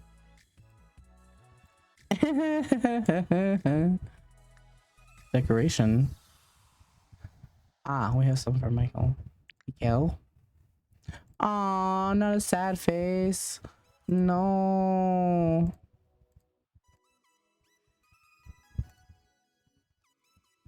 Not a sad face.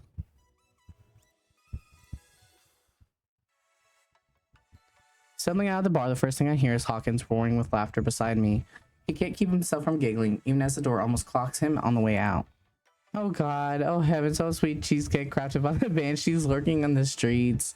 Banshees? There's banshees here? Oh my head. Oh my head indeed. How many have I had to believe that even for a second? Swinging past the glare of the streetlights, I somehow managed to gain my bearing to face Hawkins. He's still stumbling his way to me like a baby lamb, and with every joy of an impish child. My god, did you surprise me back there? Don't need to be looking around, darling. Yes, I'm talking about you. Actually, I was trying to look for the way back from here. A likely story, but I dare we've crossed many paths today to suddenly start putting on masks again. Unless they're part of tonight's other plans. Only if you're thinking of a vitamin C mask, Hawkins. But isn't vitamin C overrated? I'm frankly more of a D man myself. Jesus Christ.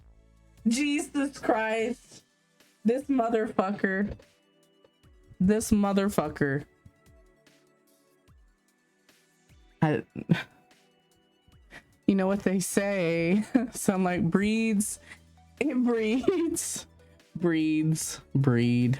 Jeez. Bread. As we approach the next block, Hawkins goes quiet in a trance. For a good minute, he merely hums to himself, taking note of the streetlights. You know, I wonder how good would these all be for swinging on. That depends. Are either of us drunk enough for that? Wait, do we have to be drunk nowadays to turn the city into our jungle gym? Last time I checked, it was already our jungle gym. There's just a whole lot of extra kids running around it, and most of them want to push me off when I go on the swings. Now I'm really starting to wonder how much we drank. I should have taken inventory before we left, but I was too busy shoving my car at the bartender for Hawkins could get in line for karaoke. And to think, this was all because he said he'd answer my questions over a pint. It was more of a pitcher and then 2 more for him. In spite of my own questionable balance, I'm still coherent enough to navigate through the streets. It's only a matter of time, however, before I'll be on my own way home. Then Hawkins here will have to frolic back to his loft. Hey darling, where do you think you're going? Home is the other way. You mean your home? Mine is the other way. Thankfully so. I do believe you have your wires crossed. Home, my dear, is that way. With me. Oh, my fingers won't. Really think that's gonna work on me? It would. I'm not saying that because it would. You still have time to be a gentleman. Hurry, Hawkins. You still have time to be a gentleman. Mind you, it's not more than a couple seconds, but it's still a chance. I was not inviting you to warm up in my home a gentleman move. If anything, it's been a practice held for centuries, which has almost always resulted in said gentleman turning out to be a rogue. I wasn't born yesterday, you know. Of course you weren't. Not when you're sounding like you've encountered your fair share of 19th century rogues. And here I thought I'd be the more experienced one out of the 2 of us. But I like this better. Maybe you could teach me a thing or 2 once we get back. Get back to where? Inside my time machine? Not until you get into mine and my play. Please, you know what'll happen. You do have a point there. Maybe this will be better if we went to your place then. Hold it, how is that any better? Well, naturally, as a gentleman, I'm willing to let you have the home advantage. So you get to choose how you'll make a mess out of me. Oh my god. Gnawing at the bars of my enclosure. Okay, now I think it really is time for me to go. So listen, it's been great, but do you think you can get yourself back? Nope, too late. I'd be a fool if I let you walk home alone, so it's Hawkins to the rescue.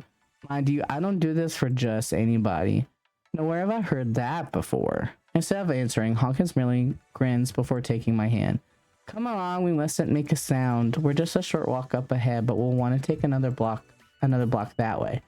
No, not that way. Let's go in from Frisia Street. He tucks my hand underneath his arm and carries on, whistling to himself. All the while, I keep wondering why we're walking along the perimeter of this high-rise rather than simply going inside it. What if it really is that drunk that he can't recognize his own loft anymore? I'm about to tap him on the shoulder when Hawkins pulls me in closer, resting his hand on my waist.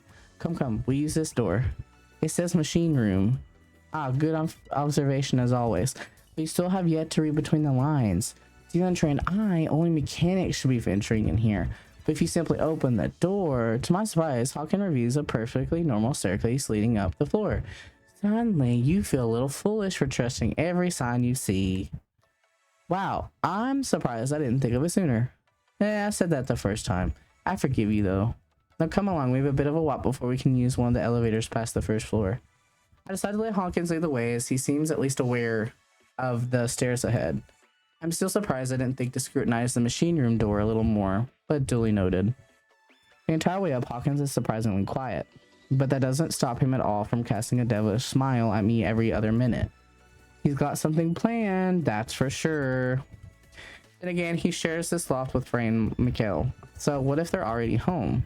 As soon as we arrive at the door, Hawkins wastes no time welcoming me inside first.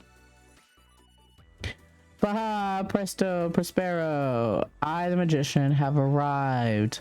Hawkins takes one step, only to already start tripping on the first piece of furniture in sight. Heading for a hard landing, he tries to break his fall with a fit of giggles. Oh god, Hawkins. And once I spring into my own wobbly attempt at a rescue, I rush over and try to grasp him as my fingers manage to take hold of him by the neckline. Give me one good reason not to let go. You think a man of my state can come up with a masterpiece of a reason? You remind me of Cedric, that's what. And they once told me there'd only be one like him. Well, I'm not. Wait, who's Cedric? Who is anybody? I'm just hanging by a thread. I suppose your time for giving me a reason is up then. Just let me launch, will you? With that, I decide to call his bluff, so I let go. Before hitting the floor, Hawkins immediately springs to life and gets ready to roll. Yet for as much control as he wants to have, he still manages to tumble headfirst for the bottom of the couch. Yikes, now that was a thud. I wait for a sound from one of the other rooms, but to my relief, there's nothing. All I can hear is Hawkins groaning under his breath before shushing himself on his own. Psst, you've been a bad boy, Hawkins, a very bad boy. Now look at you, you've woken up the angels. You know, if you keep your voice down, maybe nobody will. Ah, they're already up. They are? I've always gazed over to the rooms down the hall, but it's too dark to notice if they have their lights on. Bemused, Hawkins now crawls over to me and prods me to kneel beside him. You see, my dear, they know the routine. We work hard, I play harder. They play hard, I play harder. I play hard, I only get harder. I can't with this motherfucker. I can only wonder what kind of hangover you'll have tomorrow. Oh, come on. I've outgrown those. That was like the first thing the party scenes here taught us. Well, except Mikkel, but they're a darling, so they're exempt. Frey, on the other hand, makes for quite the wingman on a good night out on the town. At least it's the Frey of my dreams who does. But let's not talk about dreams now. Not when you're far from a dream.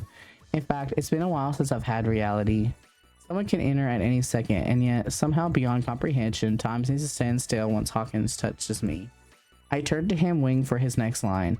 Instead, he brings himself closer, penetrating the darkness to let his lips graze along my cheek.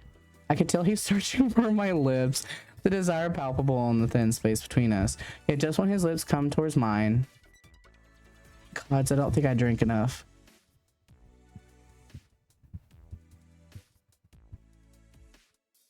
Does he mean does this motherfucker mean he doesn't think he drank enough to kiss me? What the fuck? Grinning to himself, he collapses towards my shoulder instead. Really, I don't think I did. If I had, then I already would have. You would have what, Hawkins? Suddenly, Hawkins moves back to meet my gaze. His fingers are traveling along my arms now as if ready to worship me. As he finally positions himself against my lips once more. If I had, I would have already had you on this couch by now. Then I'd be letting you pull me by the collar straight to my room where there'd be nothing gentlemanly about what I'd be enjoying with you. Jesus Christ. It'd be nothing for a bright-minded angel to witness, or even a clever flower. But it's everything a mortal with a curious appetite could very much sink his teeth into. So tell me, have I made you want to cuff your own wings? Or shall I take you inside and strip them down myself? Shut the fuck up. All of a sudden, we hear a banging coming from both rooms down the hall. And then come the voices, as I watch Hawkins light up with a certain twinkle in his eye, which can only mean one thing. We've been caught. For the last time, you know the house rules, Hawkins. You can only let someone else stay over if you've actually restocked the groceries for breakfast tomorrow. And because a certain someone didn't buy eggs today, no sleepovers for you. Hey now, you don't even eat eggs. Still, rules are rules. So no sleepover. What if I say yes to sleepover? Hawkins grins back in victory as I continue to watch him yelling from across the hall, his balance somehow miraculously returning. Meanwhile, I can hear the frustration in Mikkel's voice. I'm hoping that as much as I'll hear them before they think to come out from their room. Frey, you tell him. I have an early morning as is already. Tell him what? Weren't you trying to get him to shut up too just now? I'm only banging the door because you're making noise. You're not the only one with an early morning. What about Hawkins? I'm sure he'll go to sleep once we stop making a racket. So good night, Hawkins. Oh, and you're trying to pick up the eggs. Eggs and milk. Got it. You too. This is still my apartment, you know. Yes, and we love that you pity us enough to let us eat your non-existent eggs and drink your milk. So sleep tight. I know I will too. Whoever's out there with him, you can still make a run for it. It takes everything in me to hold my tongue, yet that doesn't stop Hawkins from breathing into a snicker. Well, there you have it. You've been given permission to leave our cave of carnal wonders. You really sure you don't want to at least take the couch so you can head back in the morning? Honestly, after what just happened, I think I'm playing sober enough to make it home. Fair enough. But before you go, while helping me to my feet, Hawkins swoops in and presses a soft kiss to my cheek. There. Now you can't say you didn't come all this way without getting some action. You can even include this in your tell-all, or maybe you'll consider keeping this our little secret. Chuckling to himself, Hawkins continues guiding me to the door. He looks over me one more time, now without a shred of drunken stupor lingering across his face. Be sure to stay safe, alright? If you find yourself doubting you'll make it there, however, there's a machine door you know of now that'll lead you straight back to me. Without a doubt, it'll always lead you back to me. Bruh. Alright. I think I'm gonna call it for tonight because my throat fucking hurts. From reading this. I love this though. This is amazing. I bought this like a long ass time ago. During one of like Steam sales. Tap to reply. Tap to reply. I am tapping. Son of a bitch. Can I not?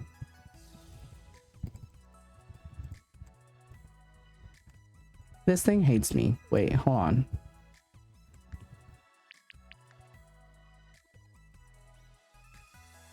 I do. What the fuck?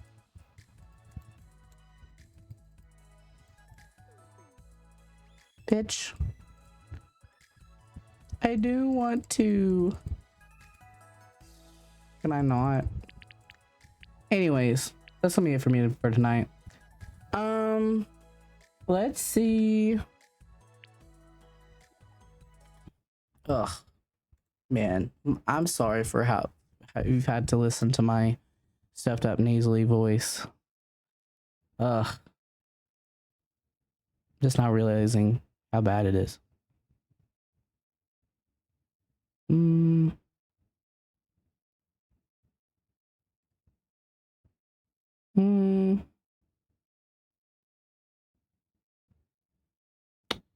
Yeah, I think I'll just call it instead of rating somebody for now. All right, guys. My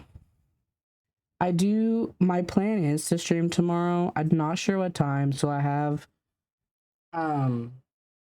my medical test earlier in the day, but then I'm being a guinea pig for a tattoo later. So I do plan to stream. Fingers crossed that I don't feel like shit. But I'll let you guys know in the Discord like what time or whether or not for tomorrow.